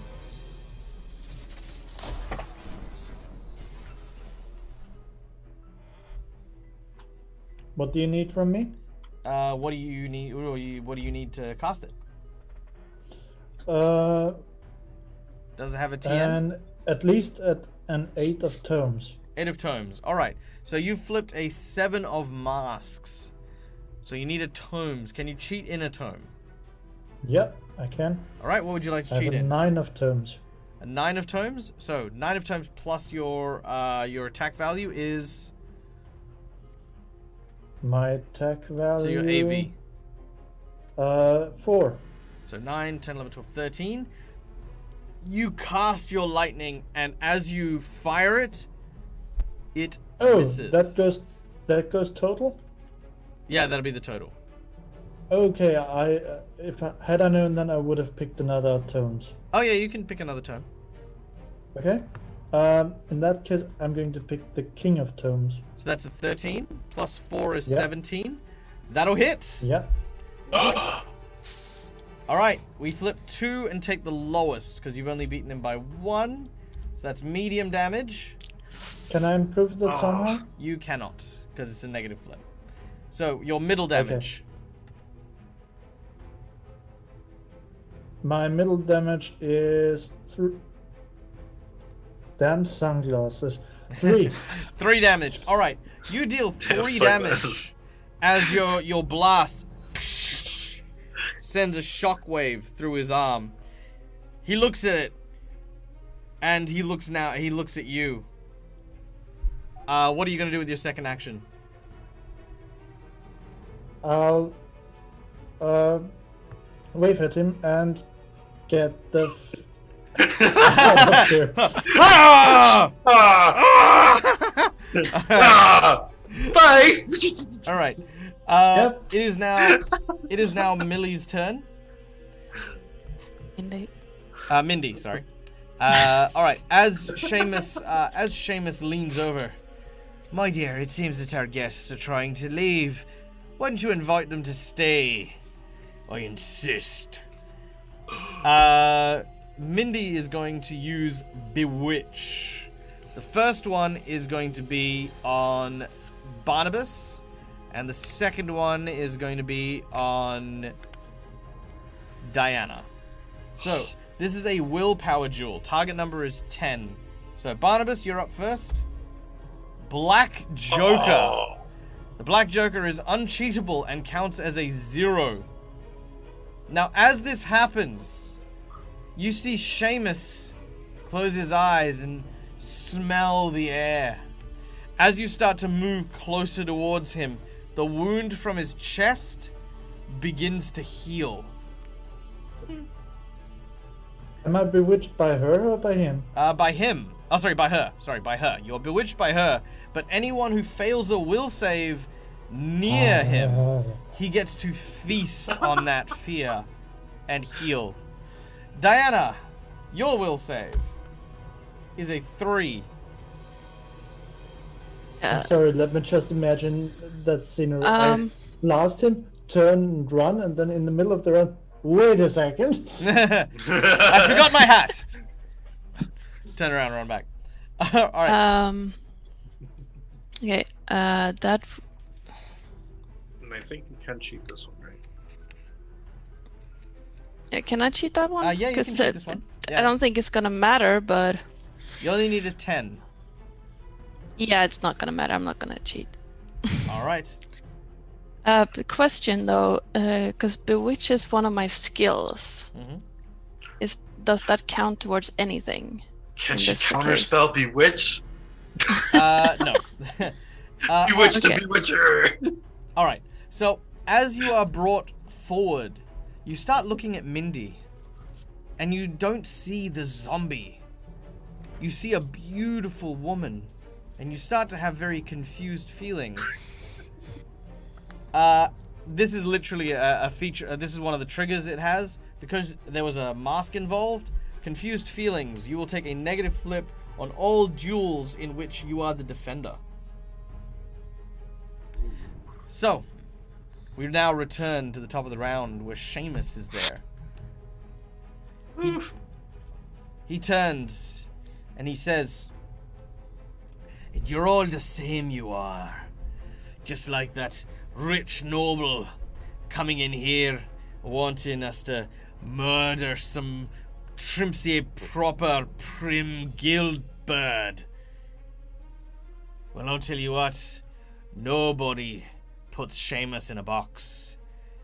He then reaches over to to the side of the kitchenette that he's at, and he slides from under the table a very small box that seems to have red oozing from it.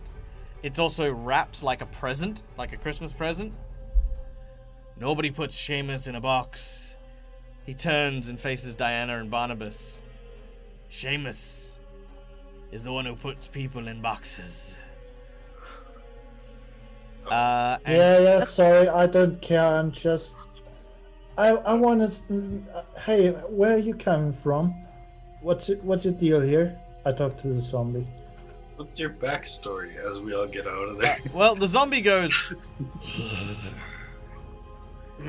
Where Seamus... Fascinating. Where Seamus, with a newly loaded pistol, is going to take aim at Barnabas. No! There's another loud bang. Your defense of 12. Look, okay. Don't get excited. Target number is 18 to avoid the damage. What's your defense?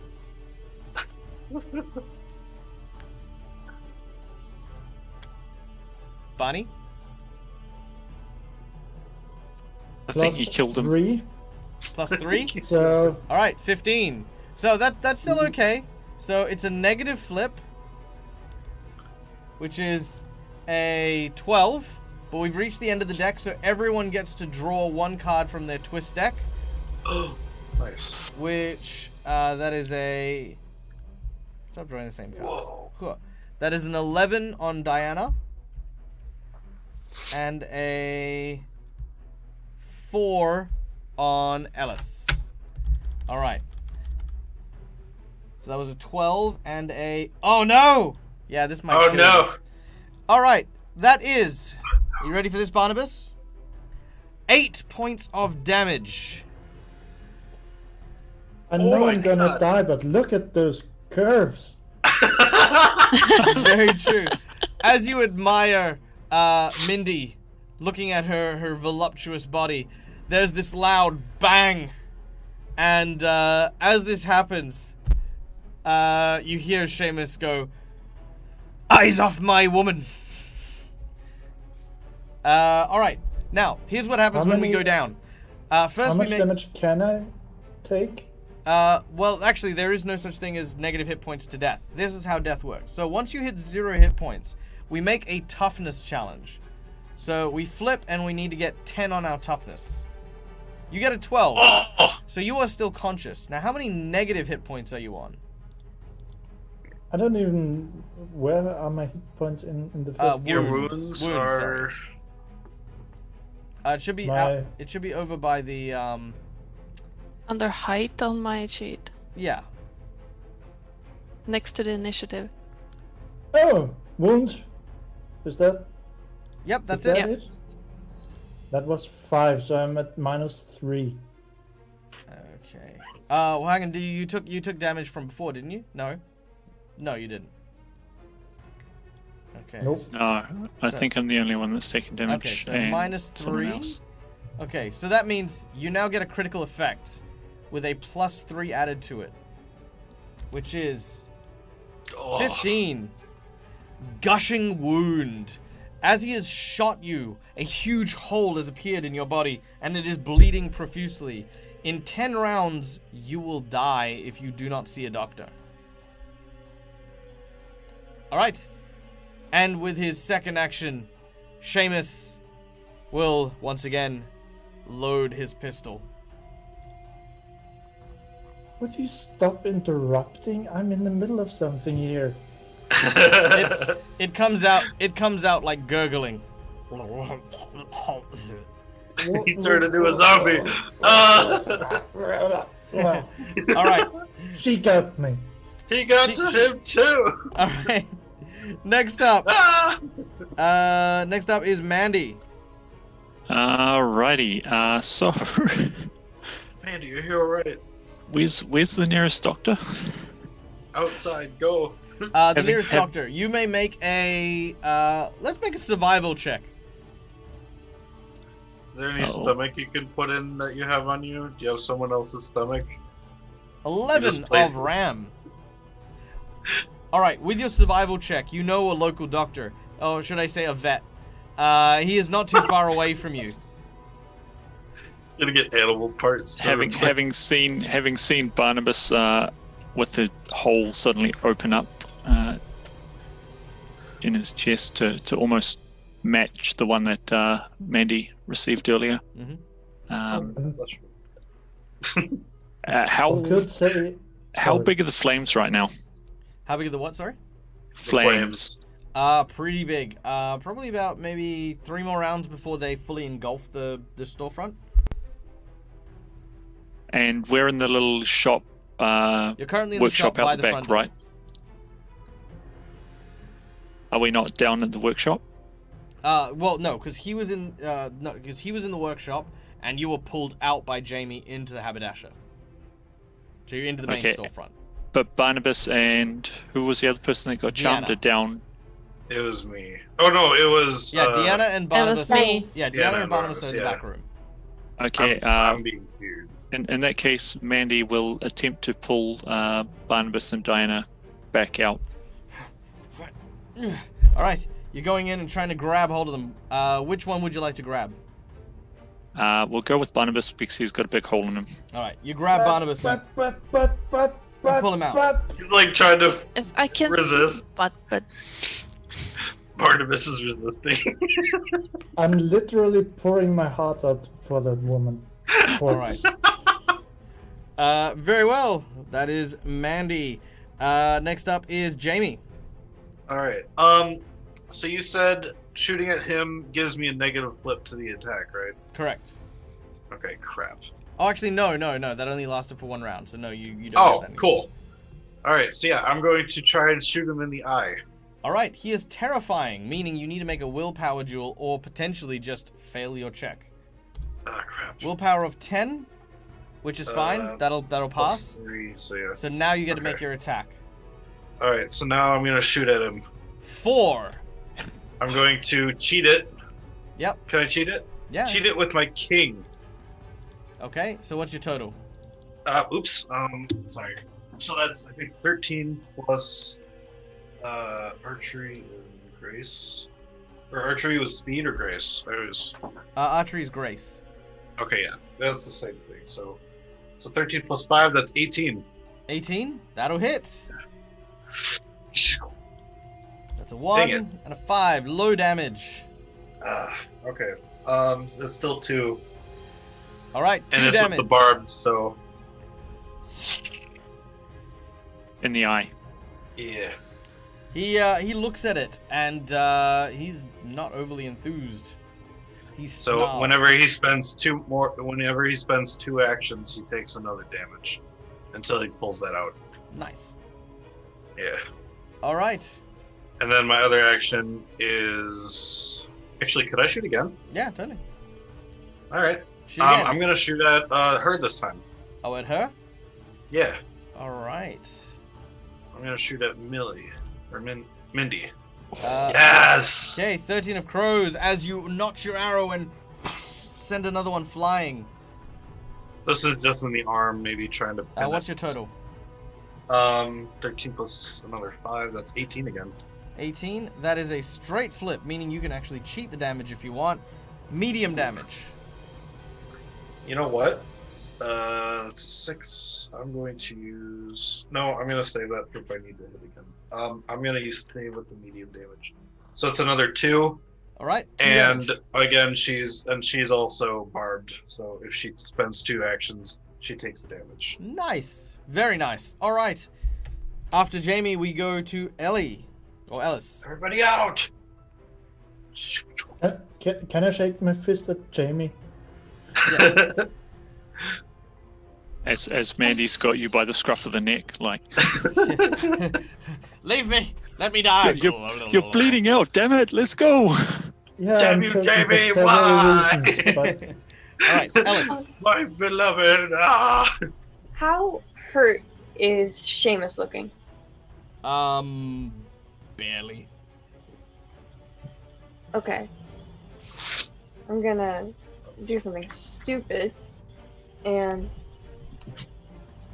I'm going to talk and say, looking rather and go say, I will stay here and burn in this inferno. If they are to be, let's leave. Dana, what are you doing? Interesting. Do you mean Alice? I'm Oh, sorry. Yes. Sorry. It's okay. Hi. What are you doing, Ellis? Seamus looks at Ellis and says, Um, You offering to become one of my pet projects? I've got to say, I've been looking to branch out a bit from the female cast and throw together some dead gentlemen. not looking for it, but it will happen if it must. He looks at the others. He says, Well then, come here, lad. Okay, and while I'm walking towards him, let me see if I can find it again.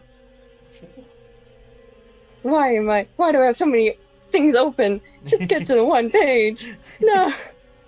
Oh no, it's gonna take me forever. What are you I trying might to as well die instead of waste time. I'm gonna try and barter with Ellis. Alright, what are you trying to do? Oh, me? Ellis. I'm trying. Oh, I remember what it is now. Okay, I'm trying to use one of my illusory abilities. Okay, yep. And what are you And- trying to create? I want to make the illusion that I have of Seamus is behind me at the moment start burning in the flames and because I think I can command it with an order action. You can.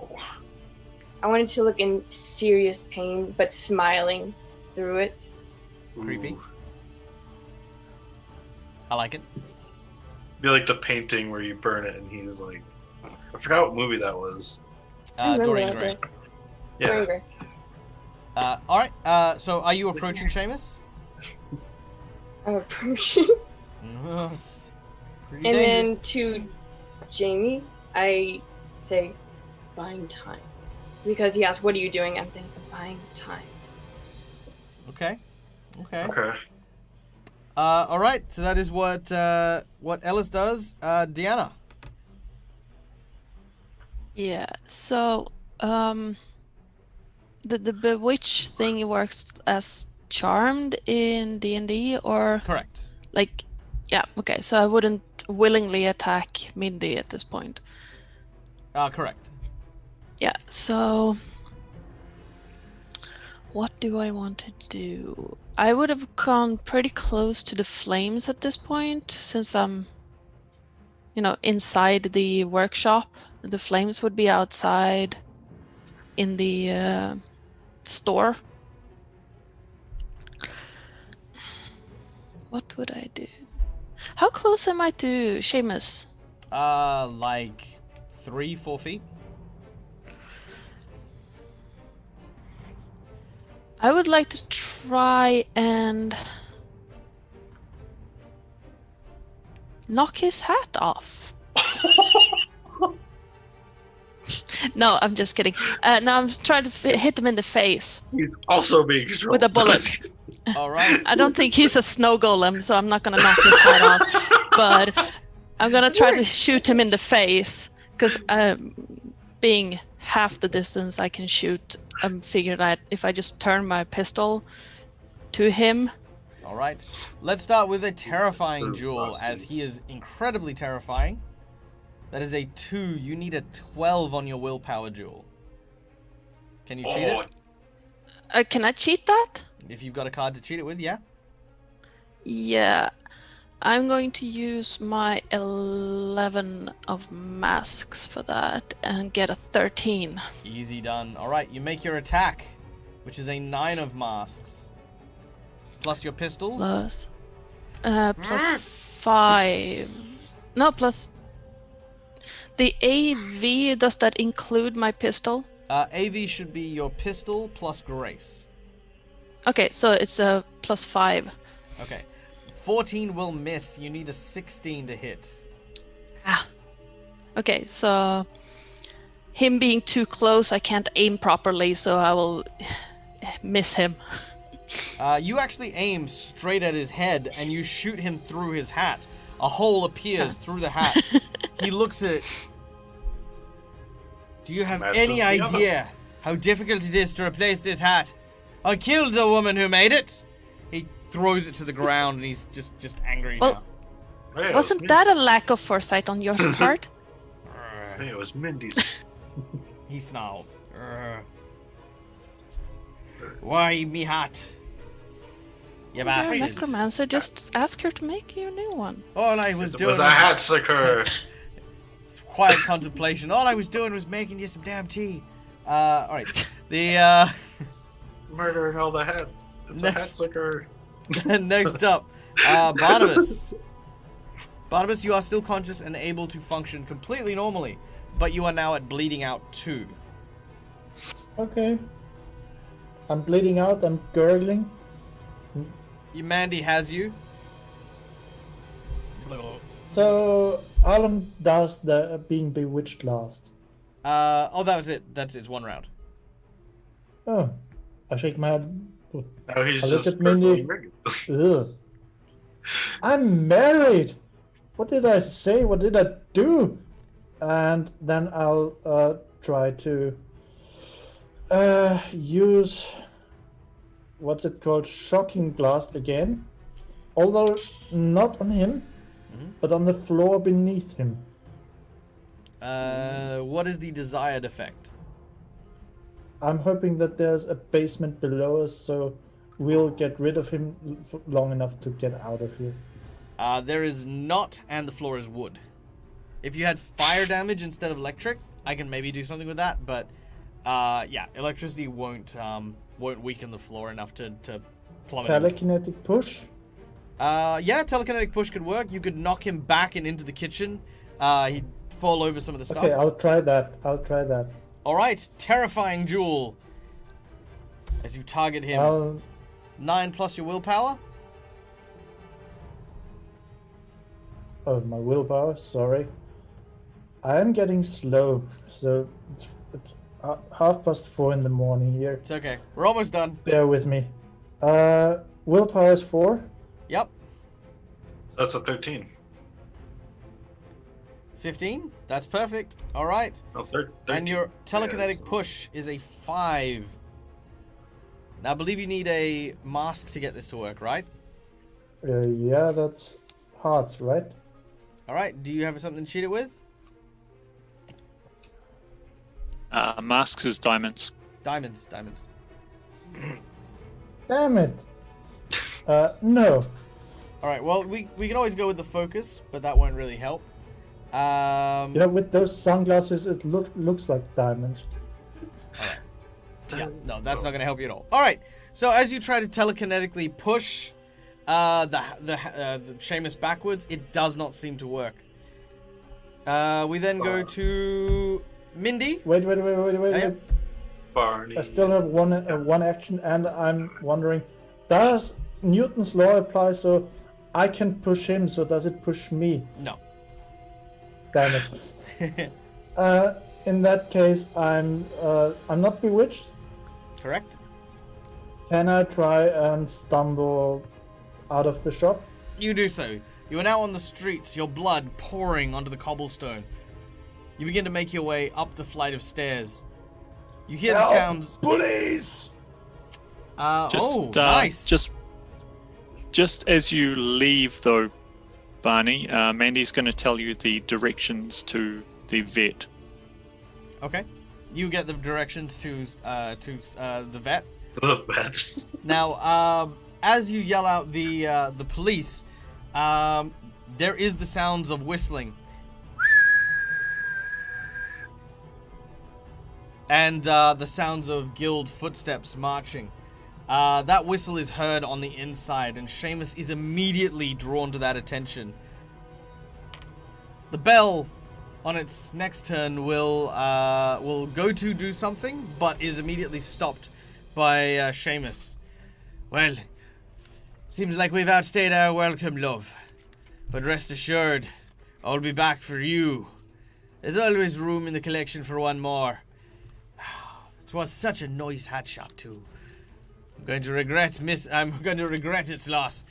But here, he kicks across the ground a small present to you, stained in blood. Merry Christmas, you filthy animals. As Nice. Home Alone reference, nice. yeah. As he turns and runs, he looks at Ellis and says, "Well, what about you? You coming, boyo?" Ellis, you're muted. I know, I was trying to get to that. I was Are like, wait. I'm thinking on my fate, Yep. how it says, worlds of marble will return to flesh again, and you will come and you will go over to the madness. I will create an illusion that the heads pick themselves up and form into full bodies and say, I do not go anywhere without my army. And so you're following him with the wax golems? I want to make them look menacing. Oh, they're very menacing. Okay. And I'm standing just out of reach. Oh, no, more. Not like- Sorry, let me rephrase. He's leaving. He's asking if you're coming with him.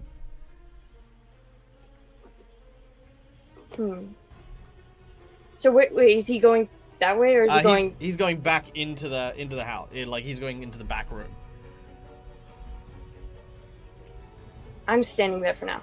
All right. He sort of smiles at you and says, "Well, till next time, my pet. and he will retreat from this battle. The guild guards begin to rapidly approach. The fires starting to engulf the haberdashery.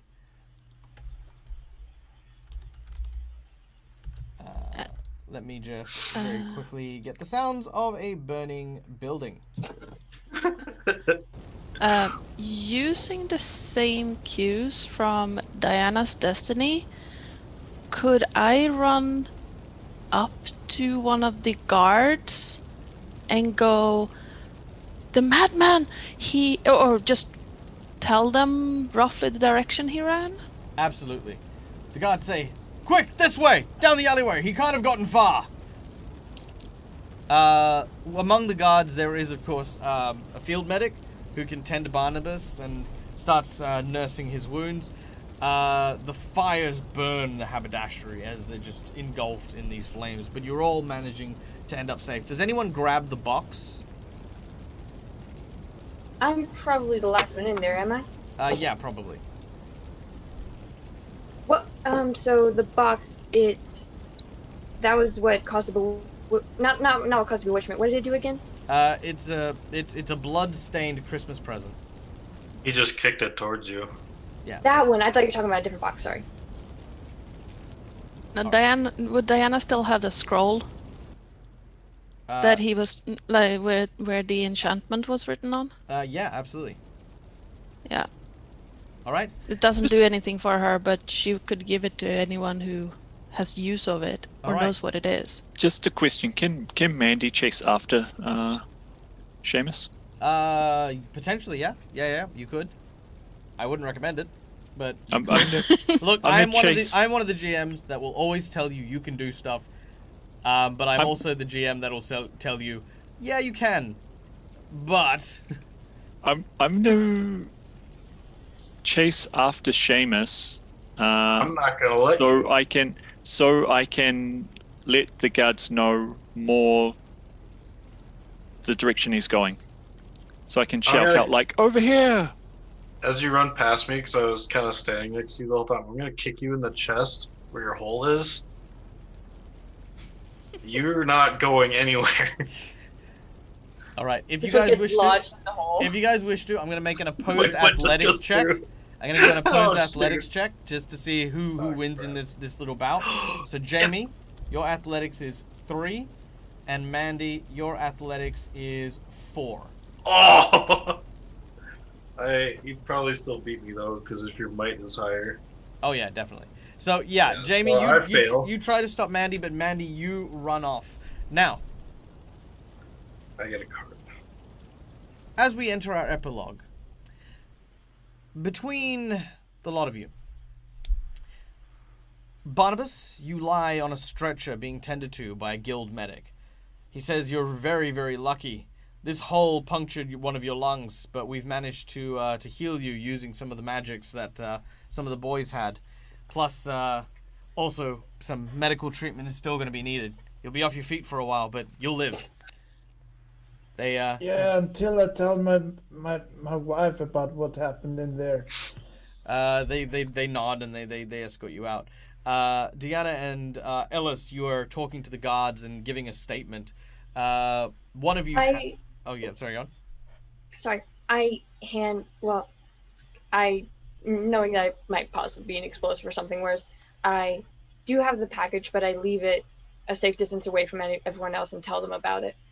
All right. Well, Deanna and Ellis, in one way or another, give the box to the guild. As the guild open the box, they find basically assorted body parts belonging to a noteworthy guild individual by the name of Edwin Perry. They identify him based on a cufflink that belongs to his family. And Deanna, as you hand the scrap of parchment, which has all of the rituals for creating the grimoire, the parchment seems to be written on the back of a piece of paper embossed with from the desk of Edwin Perry. The story seems to check out that indeed this man had gone to the haberdashers and run afoul of Seamus after having commissioned the Top Hats to plan an assassination attempt against your friend Susan. With this in mind, the guild has no real victim, no real culprit to hold accountable. Instead, they chalk it up to the Red Chapel Killer, another series of unfortunate murders at his dreadful hand. As Mandy and Jamie, I imagine after Mandy escapes, you're kind of making way, trying to get at Mandy, but Mandy eventually loses sight of you as you kind of look around trying to find your friend. And Seamus has made his way to the back of the haberdashery and down a flight of stairs. He enters the sewers of Malifaux, which are rancid and festering. As you begin to make your way into the darkness, it eventually starts to get colder and colder, until eventually you are confronted with the Red Chapel Killer, who turns to face you. He rips out the barbed arrow that is embedded in his chest, and as you kind of look at him, what do you say to this to the Red Chapel Killer? If you ever have too many parts of bodies, let me know. I'm always on the lookout for more. Nice. As he says that, he, disgruntled, angry, tired, says, "I'll keep that in mind," and fires a round straight into your forehead.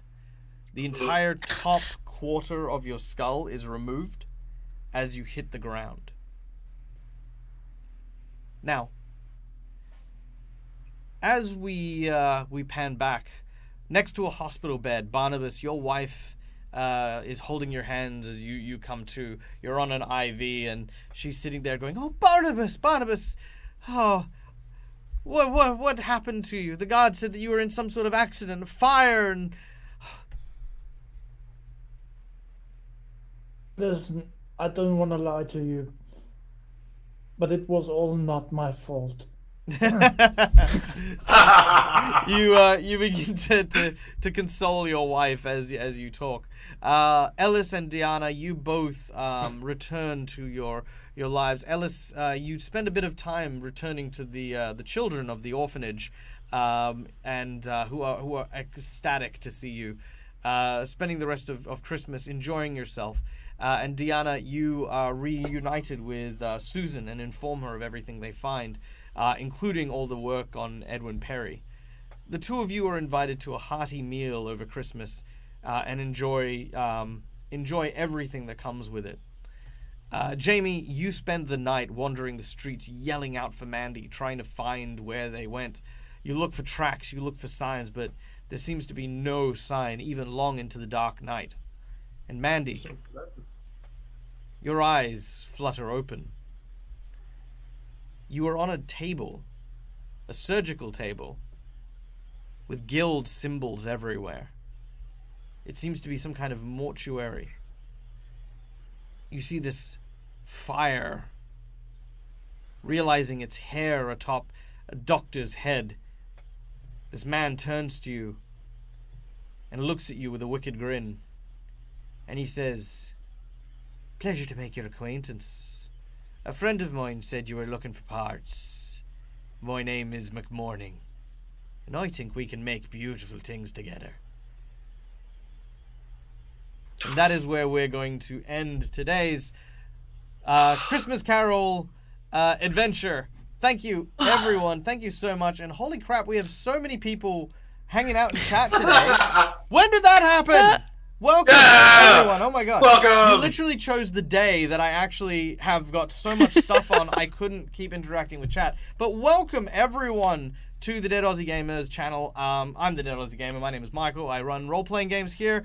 I do Dungeons & Dragons, Pathfinder, and of course, on occasion, I will do Through the Breach and other fun indie or less-known RPGs. We normally do our Patreon game today. So if you are interested in getting on a game with me, then, we have a Patreon page, patreon.com/DeadAussieGamer, which you can go check out. Neil is a part of that as well until the end of December. Patreons are $40 to get onto a weekly table with me. As of next year, that'll be $50, but, I figured we'll keep it at $40 and see how many people want to do it. Then, every now and then, however, we do a community one-shot where I just, ask around and see who wants to come play for a bit. These fine and awesome and wonderful people have joined me today for this awesome and incredible session. So thank you to my players. Thank you to, of course, all of you wonderful people in the audience. Before we head out, let's find out, guys, what was your impression of the game? The good, the bad, the ugly. Let me know. What do you guys think of both Through the Breach, which, of course, is a game that I think only a couple of you have played. And, what did you think of the adventure? Let's start with Deanna. Well, this is my second ever role-playing game. Hey! The last one was 18 years ago. Wow! Holy hell! What? And that was LARPing in school. Well, I'm honored. How'd I go? Awesome. It was so much fun. Oh. I was so nervous before this, but it was a blast from the beginning. Good. That was fun. I just wish I wasn't dead on my feet when we started. That's what, for someone who's what I can only imagine is 5 or 6 a.m. You did phenomenally. So thank you so much for coming and joining us. Did you have any favorite moments from today's session? Yes, Dread, I'm doing favorite moments, but they're not like your favorite moments. Okay? This is for critiquing. If she tells me that she hates my game, I will embrace it and I will encourage her to tell me everything she hated. Anyway. Yeah, Dread. Dread knows how I feel about favorite moments. Anyway, tell us, what were your most memorable moments? I think my favorite moment was actually Barnabas flirting with a zombie. That was hilarious. Yeah, it was. Oh, no, and then, of course, Mandy smack talking Seamus after being shot in the chest. Yeah. Yeah. I mean, I get it, but I was like, oh, okay. So, I'm cursed with knowledge regarding the game and the system. So I know for a fact that, basically with Seamus, he only ever flips a 12 on his stuff. He is one of the big bads of the world. So much so that the war game has an entire army that serves him that you can actually play on the tabletop game. He doesn't die. The masters, as they're called, do not die. And he's only supposed to be a cameo, in the grand scheme of things. What was actually supposed to happen was you guys were supposed to deal with Seamus, get the little bit of info from the paper, find out that Edwin Perry was involved in some way, go to his warehouse, and then, deal with him. That's traditionally how this goes. But then you guys wanted to go after Seamus, and I was like, we can play around with the story a little bit. So, but that was really cool. And speaking of course, Lazy Titan, playing the role of Mandy, what was your most memorable moment?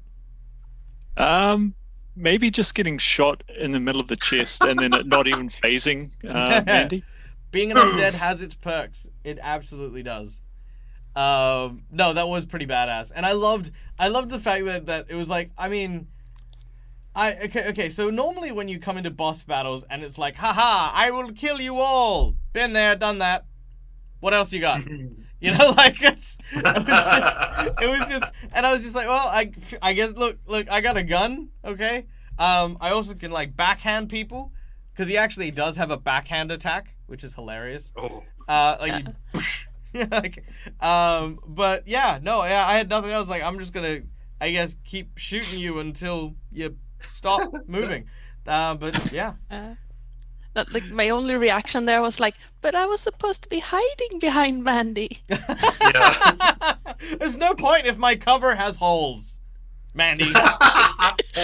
That'd be hilarious. Could you imagine playing any kind of role-playing game and your tank got perforated to the point where just arrows went straight through them? Or they didn't deny line of sight. Jamie was aiming through my hole. So. Yeah, Jamie was shooting through him. So there you go. I mean, I just imagine Diana being the kind of character who would just poke her head up and you could see her eyes through the hole. Just your head fits perfectly in. Yeah, no, absolutely. Just looks like a face. Just morphed to it. Let's be honest. When else do you get to see that someone aimed through your holes? That's true. That's true. And you know what? Actually, fun fact: there is actually a talent/feat in this game, which is a hole in your heart, and it does allow you to shoot through people who have holes in their chest. That's awesome. Yeah. It's actually a legitimate feat that you could take. Jamie, how do we go for today? Today was amazing. I definitely enjoyed playing with you all because it's always nice to see new faces. I played with AK Ryder before last year. We did the same story last Christmas, but we got a little bit further than before, so it was very interesting. And my favorite moment was obviously getting into the whole fight with the boss fight, because that doesn't ever happen often on first days. So that was pretty cool. Nice. That's awesome. I definitely like the Malifaux Christmas tradition that we've sort of started up. It makes for a very fun and interesting little adventure. And one day the group's gonna get through this adventure at some point. Barnabas. Next Christmas, start over.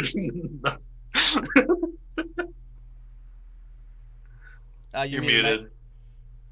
To be honest, I didn't at first know that that's the exact same game we've played before, but when the gamers started, I just thought, oh yeah, maybe I should have let someone else take my place for that game. Yeah. And in retrospect, I'm totally happy that I got the chance to play in this round, because we got so much farther. And I know, right? Oh yeah, I think last time they thanks to I think last time you barely got past the snow golems. But you know what? Like, here's the thing for me. Even if I run the same game multiple times, because I mean, like I said, I love this adventure. This is one of my favorite ones. If you do play the same adventure, if you've got a good GM and if you've got a bunch of very creative characters, it doesn't matter if you've played it again. It's kind of like you'll have a different experience. Like this time, the confrontation with Seamus was like so out of left field. Like I was not expecting that, and that was awesome. That was cool. Whereas the next time I run it, there's actually another path you guys could have followed, like following the clothes, going to the Tequila Mockingbird and tracking those guys down, because there's a whole other thing, and I think that's the direction you guys went in last time. So you guys taking a different angle is like, there's just so much. We didn't even get to take that. Oh, you didn't? We just we just got to fight the snow golems, and then it was done. Yep. There you go. We fought like three of them, and it was pretty cool. That leads me to my favorite moment in this game, which was solving the gamers by just knocking their head off. Yeah, that was a stroke of genius. I loved it. That was really a stroke of it. genius, yeah, no, absolutely. And Ellis, of course, being responsible for that stroke of genius. Like, well done. I take my hat off to Ellis. I was actually thinking about knocking the hats off before it even came up. I was like, they've got these fancy hats on. Like, what would happen if we took them off? But then, of course, it got suggested, and it happened, and it happened to be the solution. So, yeah. You never put something fancy on a villain. You'll know that the I'll remember that. Make it look very plain. Just wear a nice suit, nothing out of the ordinary. That's it. Michael, don't put anything fancy on those swarm next time. So yeah, I know. I gotta remember. Oh my god. All right, and last but absolutely not least, McKinley. How do we go? I really enjoyed that. Thanks for letting me play with y'all. Oh, that was so cool. And you know what? You did so well, dude. Like, there were just so many moments of like just absolute gold, like the way you were interacting with the noble in the start and the children. I loved this character. It was a very, very enjoyable one to see running around and interacting with the world. So well done. That was awesome. Absolutely awesome. Thank you. As for my feedback, look, I for one am really glad to be able to run with such amazing people. Guys, if you ever want to run games with me, do check out my Discord space, which I think I've got it worked out. Come on, baby. Yeah!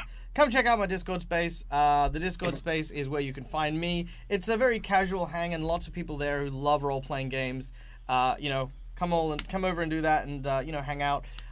You can also find me on a whole bunch of different channels. So I've got this channel, the Dead Aussie Gamer channel, and the Dead Aussie Gamer live channel on YouTube as well. I feature all over the internet. So it's a good place to find me doing a whole bunch of cool stuff. We will be back tomorrow for another Through the Breach game. Not this game, mind you, but one that I have written for some very, very good friends of mine, which we will be playing tomorrow. And then I will be on the Dreaded GM's channel later on in that afternoon/evening, playing a character that might be familiar to a few people. For those of you who have followed my career as a professional role player, I will be reprising the role of Flint, the Warforged gunslinger from the Broken World Chronicles that I played on How to Be a Great GM. There will be a link in the Discord for the Broken World Chronicles if anyone wants to see Flint in action prior to that game. Thank you so much, everyone, once again for coming and hanging out. Thank you so much, of course, to everyone who's supported us today. Sundered Shadows, so good to see you again, mate. It's been a while, but welcome back, and thank you for the sub. Thank you to all of our raiders. We had Davina again and her very amazing group of people coming and joining us. Thank you for coming and hanging out. And, of course, a very special thank you to the Dreaded GM for his random plot twist, which we will redeem, but I'm going to redeem it in your game. That's what I'm going to do. You're going to get a random plot twist in your game. That's the plot twist right there. So that's the plot twist. Ta-ta! All right. Ta-ta. Now we're going to go share some love and go raid somebody. Who should I go raid? Who's up and doing stuff? Who's going to be doing stuff? Oh, the Thalgor. I love the Thalgor. Are they still doing things? Not sure. We got.